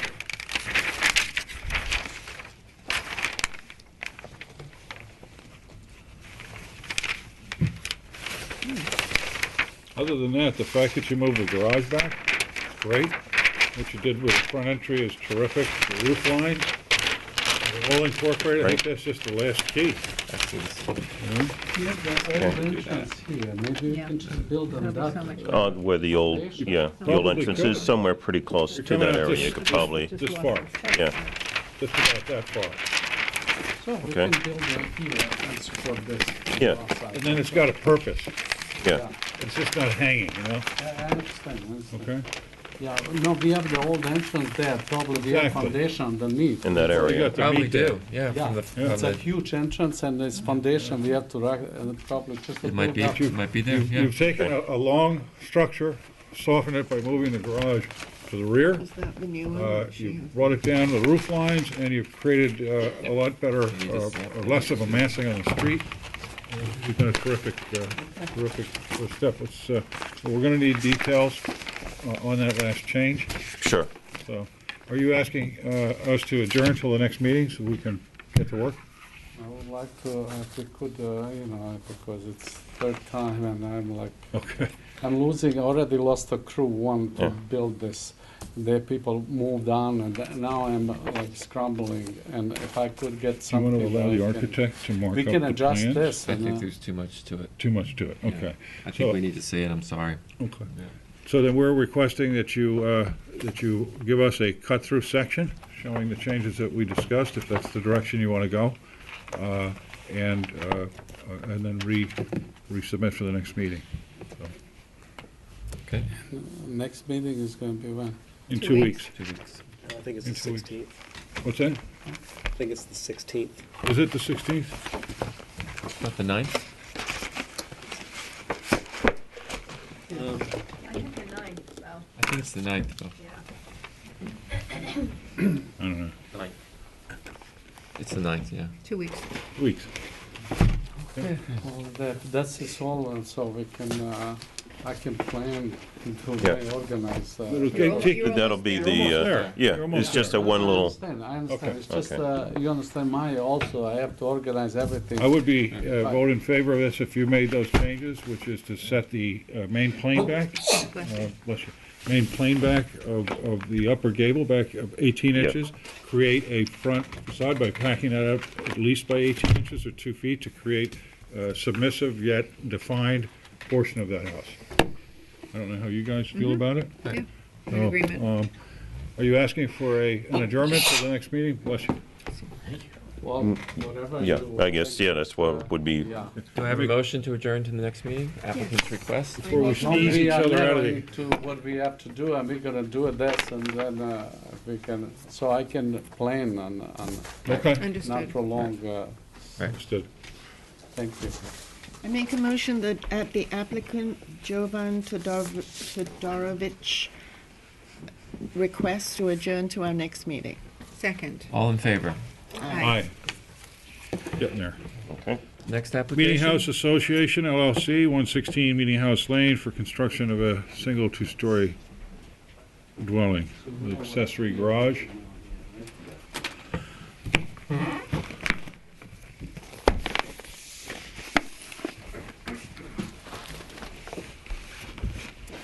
They were just checking on the historic structure and if it was going to be torn down. That's all. Okay. Good evening, Jeff Butler, professional engineer on behalf of the applicant. It's a follow-up to our last meeting where we did our presentation and we lacked the historic evaluation, which I think has been completed at this point. So, Okay. Zach? Yeah, I was submitted that the other day. This is not in the historic district. Okay. What you had asked for was a confirmation, and you've looked into it, and the fact is that it's not in the historic district. And the last meeting, we looked at this, you weren't present, we looked at this, and we were in favor of this application as proposed. Right? Okay. Okay. So the purpose of the evaluation briefly Double is check. to determine whether or not there's eligibility for landmark consideration with pre-1927 structures. And so that's why that was essential. This has before you already move been forward. signed. So We I've approved submitted it, that, and the finding there is that there is no eligibility. Mr. Chair, do you want a motion? Any public comment on this application? Okay, do we have a motion to approve the application? Make a motion to approve the application of Meeting House Association LLC after determination of our historic consultant at 116 Meeting House Lane to construct a two-story single-family dwelling with accessory garage. Second. All in favor? Aye. Okay, good luck. thank you very much. Next application is Frank and Taryn Lawrence, 105 Henry Street, for a two-story single-family dwelling with detached garage.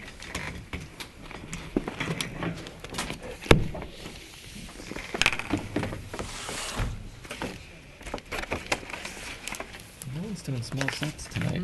No, I see that. What's that? Nobody's No one's doing small sets. sets tonight. Yeah. Good evening. Jay Andriassi. I represent Frank and Taryn Lawrence, and I have Taryn with me. Came all the way out from Manhattan just to say hi to you folks. Basically here to talk samples, I think. Is everyone familiar with this application? It's we actually demolished the house that was there. Did we see this list? I didn't see it because I wasn't at the last Right. meeting.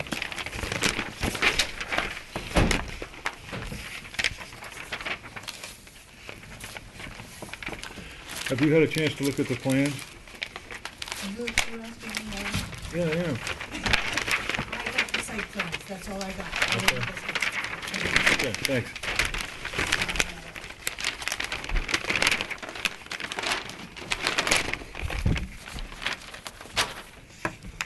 Excuse me. Jay, can we talk about materials first? Sure. Okay.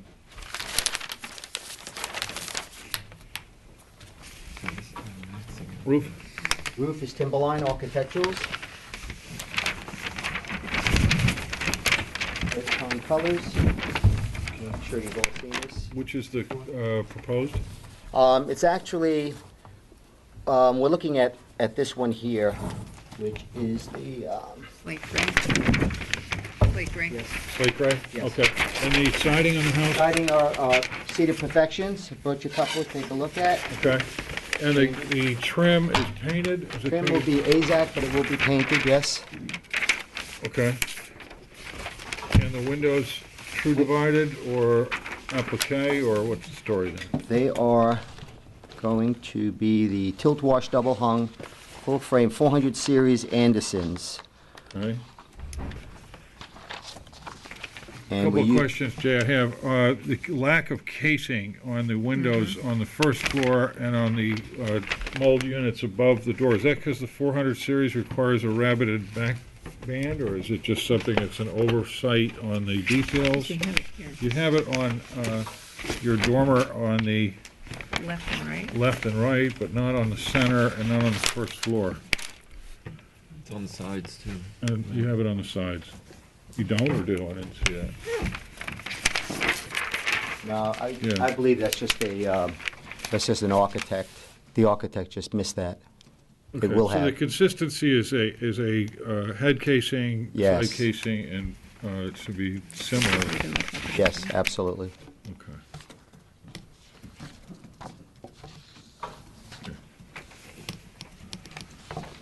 And the height of the house? You have it 27 feet? 27, Jay? Yes. On your plans. And the garage, you have at 14 feet. It's a single-car garage? Single-car garage. Okay. And there's no fireplace on this house? There are gas fireplaces. Side venting, right? Yes.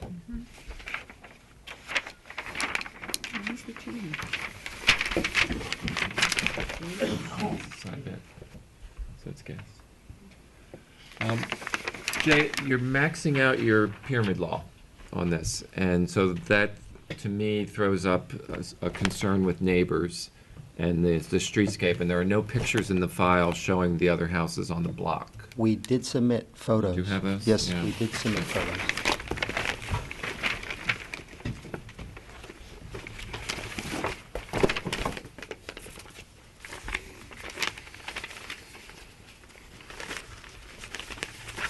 It's in there. That looks like demolition.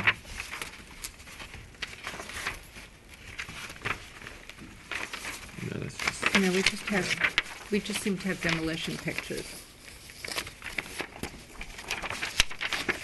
Anything else? Rating. Affidavits. Brian, those pictures should show you the adjoining properties, though. Yeah, but it doesn't show us. We need to see the houses. Yeah. Looking down the street. We just sort of see it through this orange fence here. Jerry Lynch's house to the right, you should be able to see on that. See the side of it. Is very this it? similar. Is that Let me it? see. Yes, That's yes. Jerry's house, yes. That's Jerry's house right on the corner. Any others or no? No, it was just, they were taken from the property, so no, you wouldn't see an elevation or a front of the other homes, no.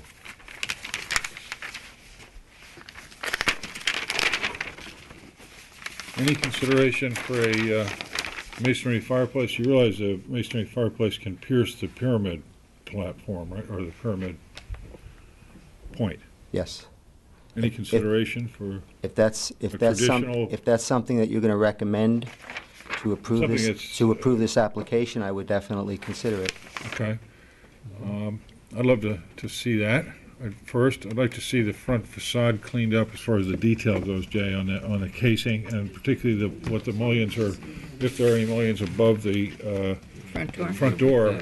You have a lot going on there. You've got, seems like a panelized side lights, and then 6 lights on top of each one of those panels, a 9-light door, and then no indication of what the transoms are. If we can clean that up a little bit, it would be much appreciated, the front entry system, in terms of what you're dealing. But I think it looks great, but we just need the detail.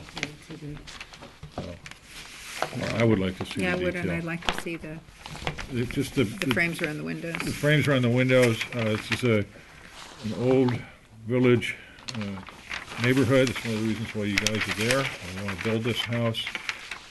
I would personally love to see a chimney, assuming that these are details that could be straightened up, which I think they are. Just a little clarification of the front entry and smaller windows on the dormer that's stacked above the front entry. If you're going to put panelization anywhere, I would put them on the lower section of those twin mold windows so that they appear more in keeping, or something, or I'd work on an option up there. So those are my comments. Brick fireplace would be terrific. Clarification of the details. The front mold units, a little bit smaller and more submissive to the house with casing, and the clarification of the entry system. Also, one last thing, I'd like to see a detail of where the posts engage with the fascia of the lower roof. It appears that there's a little bit of a detail which could be, I think you can do it pretty easily. That's all I have. You covered it all. I think so. It's not a lot. It's pretty minor. Quickly enough. One question on the fireplace, because I have gas fireplaces are designed on both sides of the house. Do you have a preference? Both would be great. No, If you had no, well, it would be. Actually, for this style house, perfect. Perfect. 18th century house, it could be a beautiful gem. It would be dynamite. But if there is a preference, that's up to you guys. But I think something that's a native or native-like brick would be terrific. Stay away from the cultured stone and the stucco would be dynamite. You have great taste. That's easy. The chair is going to ask if there's any comments from the... Public comment? Yes. Okay. Hi, my name is John Crane, and I live on 53 Henry Street, so just about three properties down. Obviously, it's a lot of house. I mean, I didn't see the designs, but a lot of house. It's probably the smallest lot on the street. This is, so definitely pushing the limits. One of the problems that we've had on that block, and specifically with these smaller lots, is with regards to taking into consideration the parking that goes along with it. And obviously, it looks like a large house. I'm not quite sure how many bedrooms or anything like that, but has parking been considered into that plan as well? Parking is not an I know issue part of before your- this board, so it wouldn't have come to us if it Right. didn't meet the parking requirements for the house. You need so many parking spots per one less the number of bedrooms. Right, so like I said, I didn't see the house design as far as that goes, but if that could be considered. If you see the survey, the proposed garage counts as one space. Right. Although that may not be the case. And the driveway, have you seen the survey? No, that's what I'm Okay. saying. Would you like to see it? Sure. Okay.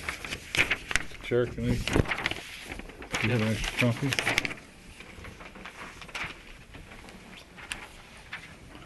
So with the driveway, then that would be considered additional parking, even though it's right on the property line? That's correct.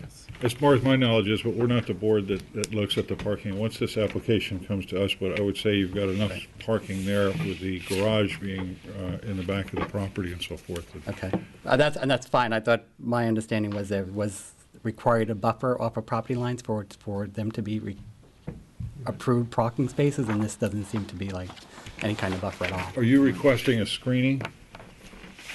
If there is, if that's what's required, then. Okay. Jay, do we have a landscape plan? You're requesting a screening plan, sir? Okay. There is no landscape plan. That would probably be helpful. Can you give us an indication of the screening for the property owners, particularly how it affects you're asking specifically on the route back? Where are you located on this, just so I get an idea? Oh, I'm to the left. I am. You're on the driveway side. Actually, Danaberg is on the driveway side. I don't want to get into the whole thing, but if we can get a... He's talking about the same thing that I'm going to tell you Okay, about. sorry. Okay. Okay. Wave your name. And I have record. pictures. Dana Berger, 89 Henry Street. We know who I'm you on are. the south of this proposed property. Okay? And basically, as I understand code for the village, that there needs to be 10 feet from any property line to be able to have a proposed parking space for anything. Okay, this was an issue at the 85 property, which came before you in October, I believe. Right. Okay, Yep. and they came up with a creative solution and put one parking space up front and two in the back. And what they're proposing is putting a 264 square foot garage sited 5 feet from the property line, and the driveway goes all the way back. What I did is I made some notes. It's the width of the driveway is 15.2 feet and runs from the street to the garage. The village code for allocated parking spaces. Dana, can you just give us a second? Sure. Sorry, thanks. You want to add this to it while you're looking? Where's the driveway? Okay. And she's referring to the Sorry, beg your 15.2, pardon. which is actually Sorry, the we were building to looking the at a property different- line, not okay. the driveway. Do you have another copy? Okay. Thank you. Okay, thanks. One second, Dana. Take your time.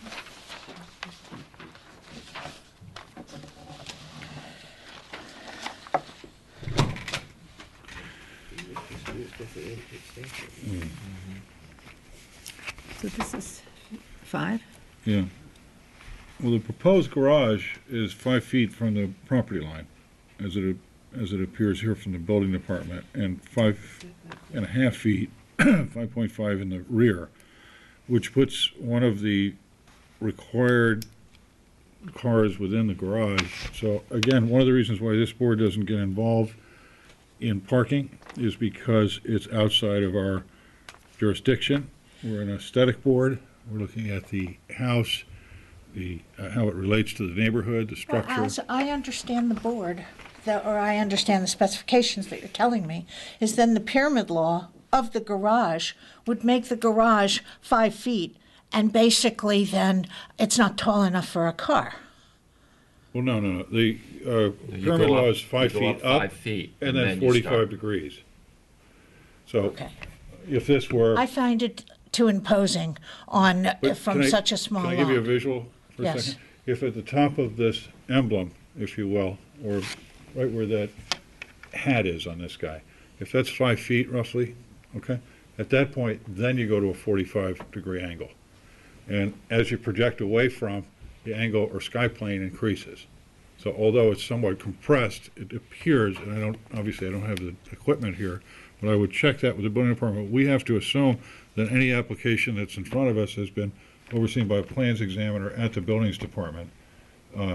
And that's how we. What this explains, though, and this is why I give you this, is what existed there before they tore down the house was a 16-foot parking space, double wide, and that's what these pictures are about, double wide parking all the way back from the street all the way to the back of the property, and every car door that closed, every time they warmed up an engine or idled an engine in a car in the driveway, I hear it, which is compromising my loss of quiet it's a loss of quiet enjoyment in 2 bedrooms and a bath, and it's along that entire perimeter. And I think that's what the code was designed for with the 10 feet. And I also think that that's what this board is designed for. I know it's for aesthetics, I realize that, but there was a proposal that was put before the building department for an attached garage, and that was 10 feet to my memory. Okay, I have the site plan for it because when I picked up the site plan, they gave me 4 surveys. Okay, one from 1948, the original, one from November, and one from January, and one from March. Okay? And the attached garage is much more amenable to the laws of not having, I don't have to hear in my bedroom, forget being outside, but in my bedroom, every time they close the car door, every time they have a conversation in the parking lot, it seems, inappropriate to these small lots to push them to the limit.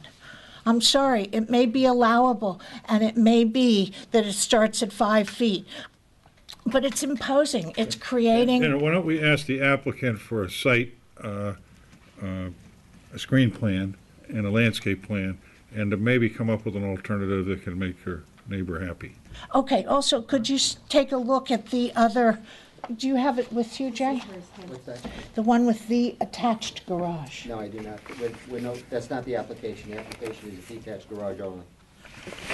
Well, I have it in my briefcase. You want to see it?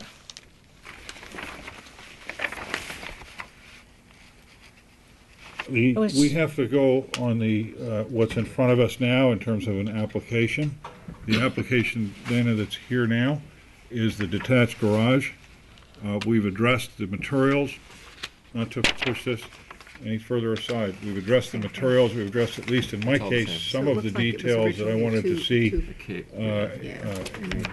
on the plans we defined. Fireplaces and so forth is one of them, or the chimneys rather, entry door, fenestration, some of the details that we find lacking as far as the garage and its location, as I know it can be annoying and so forth. When you brought this up, it's a big deal for you. You're right on that property line. I see that. I would appreciate, and I'm getting it from both sides. In other words, I know you one are. put their driveway on the right and the other one put their driveway on the left.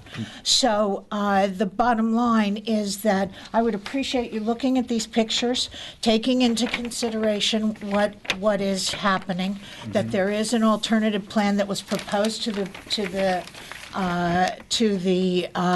building department and approved by the Board of Health. and all the stamps are on it. I'm So- looking at it, and I can see where You it was got it. approved. So we're aware of it, but I have to say also on that street, we particularly advise against garages that are facing out onto Henry Street unless they're back. And just like the application that was previous to you, we had asked the applicant to move that attached garage, if you will, further back to reduce the size of his building. I think what this might happen with this other application is that it might appear to make the house even larger than it is. I don't know, but what we're looking at is the application in front of us this evening. Okay. But what we can do is comment on that application, ask for the screening plan to get started with that, give them time to come back, hear your arguments and so forth. My and lament maybe is attempt not just selfish in terms of self-serving for my property, because I'm next door to this craziness. But I think what it is it starts a precedence, and they go from, oh, but they did it over on Halsey Street, and look at it over there down the street around the corner on Armand, and look at this one, and look at that one. And so then what happens is you start a precedence, and that's it, okay? And I Try to find take every application individually. individually, and it's not a precedent. We see this in a lot of applications across the village, and it's not unusual. So Well, what we're this- doing is looking at the application as a logical path, which is materials first, details that are lacking or could be improved, adjustments that can be made from an aesthetic standpoint.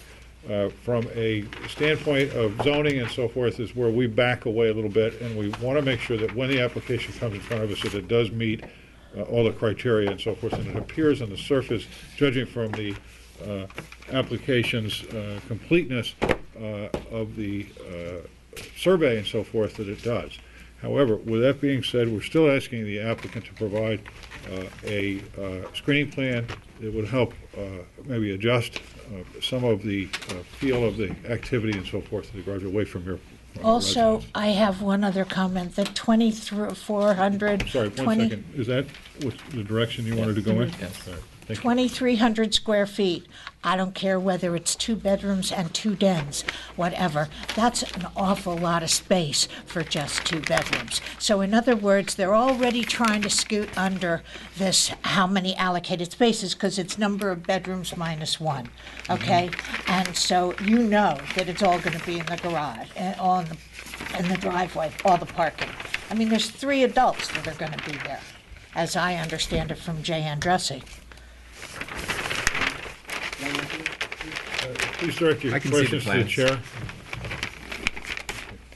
I think it's time everybody knows what kind of neighbors are moving into this neighborhood, because it's important to me. Taryn has stayed at my wife's bed and breakfast for the last 12 years, so she doesn't move around too much.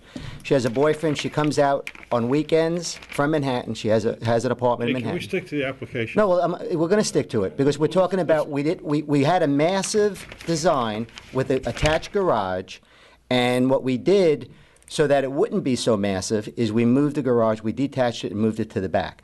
In so doing, we had the 5-foot. Everything is within rules and regulations.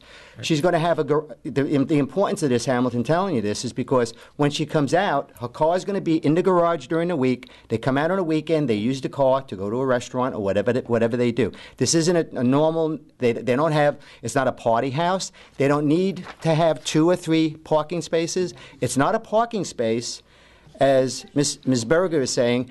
It's a place for a car. It's a driveway. That's all they need. Right. So We understand that, Jay. Jay, I understand. Any other public comment? Brian, could I Yes. just jump in briefly? Sure.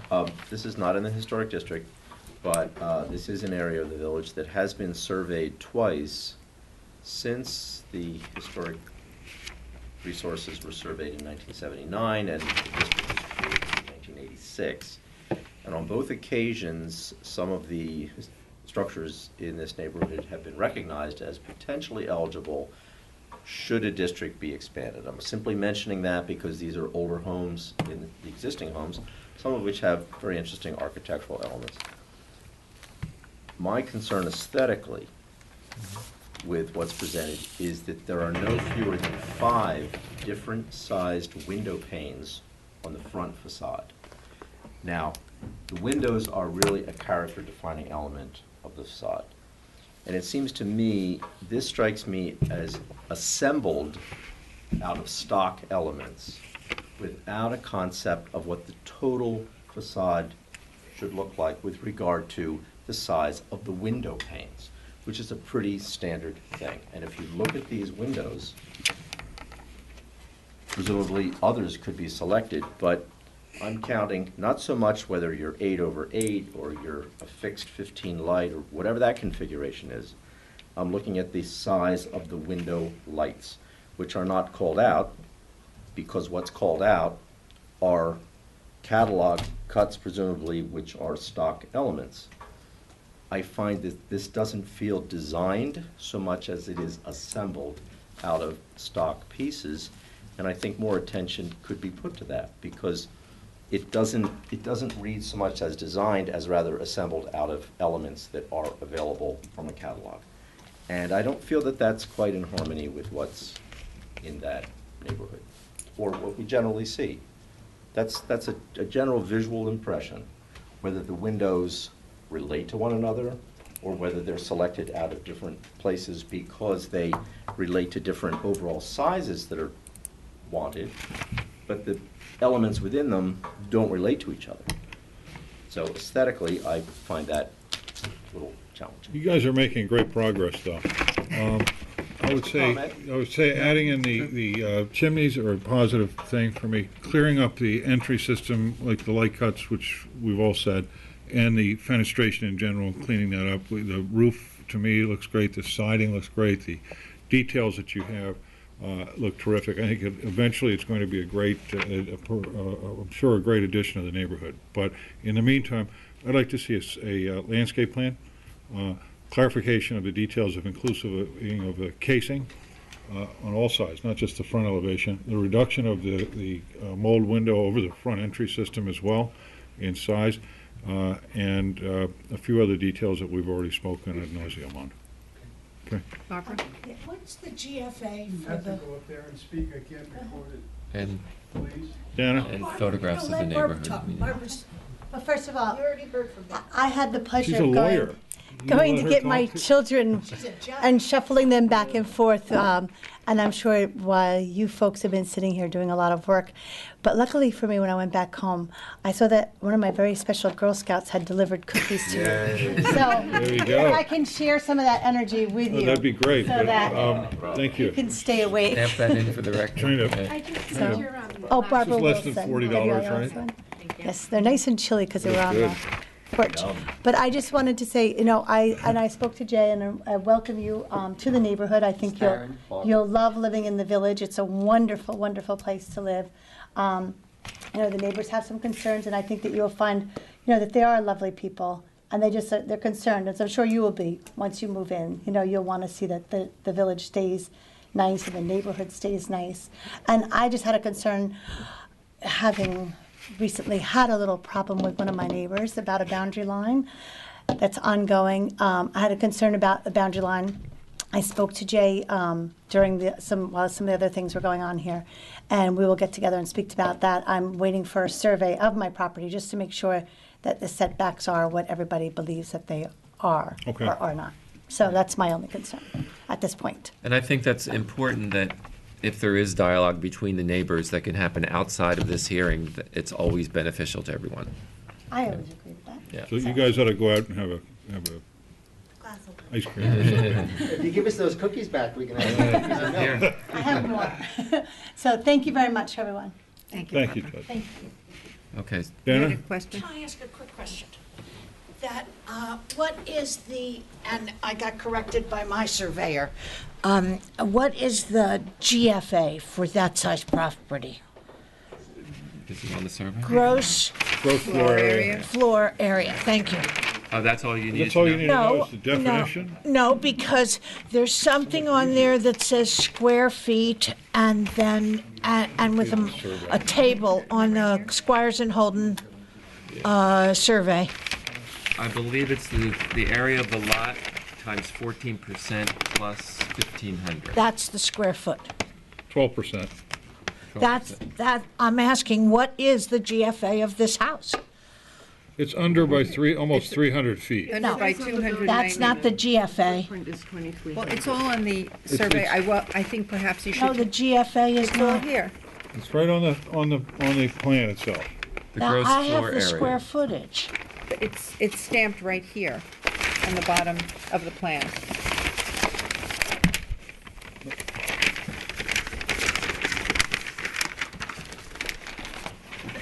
Gross floor area. It's 2,394 square feet is Okay. what's allowed. And they're doing 2,000, 2,394, and they're doing 2,300. So they were under by 298. right. It's under the limit by about 300 square feet excluding the garage. Okay, then what I saw on the Squires and Holden thing that's stamped on theirs is different. Okay, again, this is not this board. No, it's the square footage. Is Right. that not this board? No. No, it's not, Dana. That's what we've been trying to say. This is an aesthetic board, and we made a lot of These headway. concerns you should take to the building department. You need to, I know it's a pain. Okay, my request is this, because the building department does not give us access to be able to say, do you have any objection to this? Yes, they do. Actually, the files are there, and there's a FOIL form that you these can, plans a freedom of form that you can have an application to any, or view of any application that's current in the village of Southampton. Under the Anytime. Freedom of Under Information Freedom of Act. Information. It's a FOIL form. Okay. We see them stuffed, just for all due respect, we have them stuffed in all kinds of files all the time of neighbors or anyone who wants to look at the file itself. So it's a matter of public record. This is part of the application folder, so I'm going to ask to have that back, but it will be available tomorrow at the building department. Okay. Okay, and the rest of the week and all next week. So in the meantime, what we've done is we've asked the applicant to come back to us with a number of adjustments and changes on the application in terms of what was discussed tonight. In addition, we're going to, I'm sure they're going to ask for an adjournment while they look at a screening plan and so forth that addresses some of the parking issues or some of the screening issues, the landscape plan essentially, which Jay, you're going to be producing. Correct? Okay, so we're on our. What I'm asking for from your board is the accuracy to make sure that what is referred to on one document is saying the square footage using just the first floor. It In is other this- words, the gross coverage. I understand, Okay, and it's stamped. versus it's the same number as what they're saying is the total area. And I understand that. And it's stamped by a licensed surveyor. In this case, it's Squires, Holden, Weisbacher, and Smith, which is a state licensed firm in this village. And it's stamped on the plan as well as on the survey. If you want to look at it a second time in the building department, these files, all of these files, everybody should know that, are always available to anyone. It doesn't cost any money. You sit there and you look at them. You can see what's in every application. Okay. Okay? From the experience that we had from 85 Henry Street, and I understand that the perimeters of your committee, okay, your board. But what the experience is, and I know this because I went back from 85 Henry versus 105 Henry, Okay. that once it goes through here, the building department says, but it's already been passed It's not. by the ARB, But we're not so they passing don't anything do tonight. anything. We're not passing Dana, anything tonight. Dana, with all due respect, it isn't going through tonight. It's going to be adjourned until the information that we've requested on the structure and on the landscape is produced, and it's not going to be able to be produced for our view until before the next meeting, which is on April 9th. Okay, and that gives you 2 weeks to go look at the file to confirm everything, but I think Okay. you'll find that it's in I'm- order. On the record, I'd like that the numbers be run again. In other words, I That's- think it's sloppy, and I don't Excuse me, think it's excuse me, correct. Ma'am, you don't understand. This board does not have the statutory authority to do what you're requesting.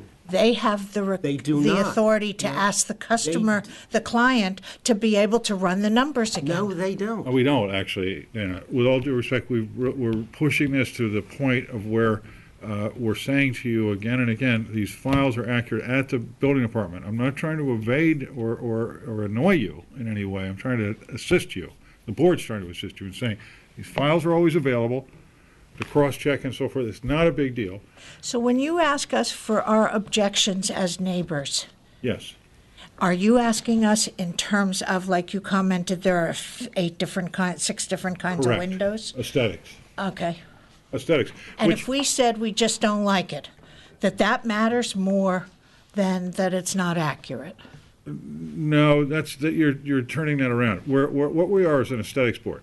If you don't like the roof color as an example, we ask the applicant, okay, to come up with alternatives if we feel that that's something that's a legitimate avenue that we need to If follow. we feel it's appropriate. If we feel. Right.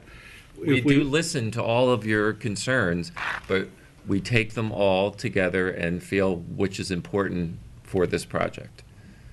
The square footage is not. For our board.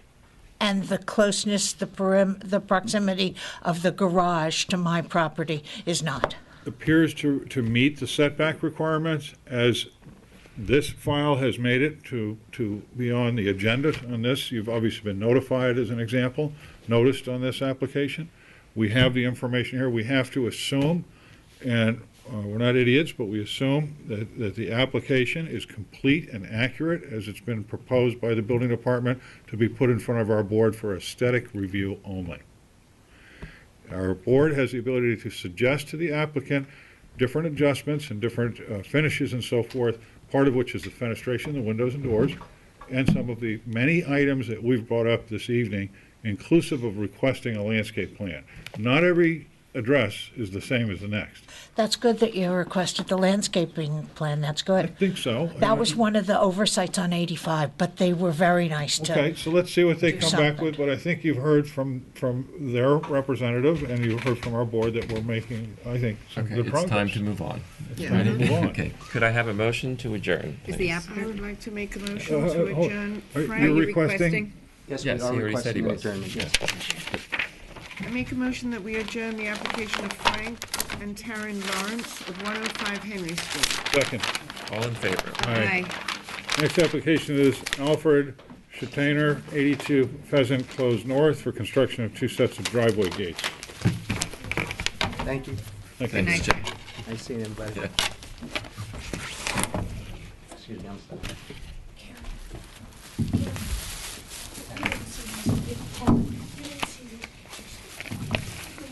Thank you for the cookies.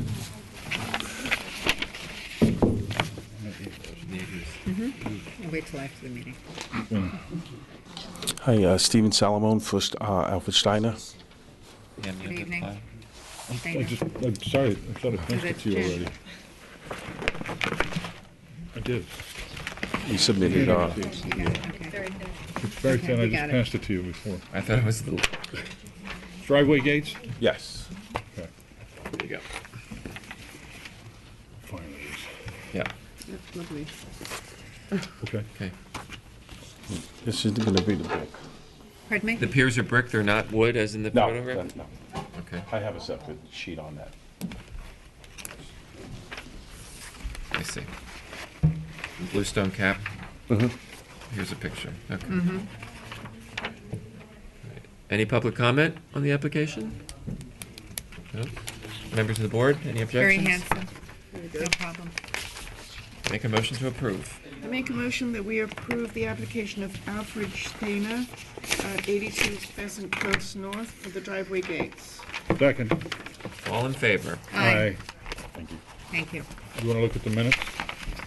Let me just see what the dates were. Wait, do we Have have the another dates one? in the minutes? Yeah, I have the dates of We the, couldn't vote on the 26th because we don't have a quorum on it, but the 12th and the 12th, both 12th can be voted on. okay. Okay, do you want to vote for the meeting close? Okay. Do we make a motion to close the meeting, the Architecture Hold Review on a second, Board? we just need to ask him if we could have another. You were okay. No, It's no okay. motion on the minutes. Yeah. You said we don't have a quorum? Well, we learned a lot. Which one? It was okay. Okay, thank you so much. I thought I had to be here. I apologize, I was a few minutes late. There you go. Which one? February 12th can be voted on, Okay. and March 12th can be voted on, but Okay. not the 28th. Chair, sorry. Sorry. Okay. Do I have a motion? Has everyone read the minutes from? Yes. Can I have a motion to approve? I make a motion to approve the minutes of the February 12th meeting of 2014. Second? Aye. All in favor? Aye. Aye. Okay. So we okaying these two, Brian? Yes, You they said were the engaged and that 26th was as well? proposed. Yeah, not the 26th, the 12th of March. 12th of March. Okay, I make a motion to approve the minutes of the meeting of March 12th, 2014. Second. All in favor? Aye. Okay, I make a motion to close the meeting of the Board of Architectural Review and Historic Preservation for March 26, 2014. Second. All in favor? Aye. Good night. Good night.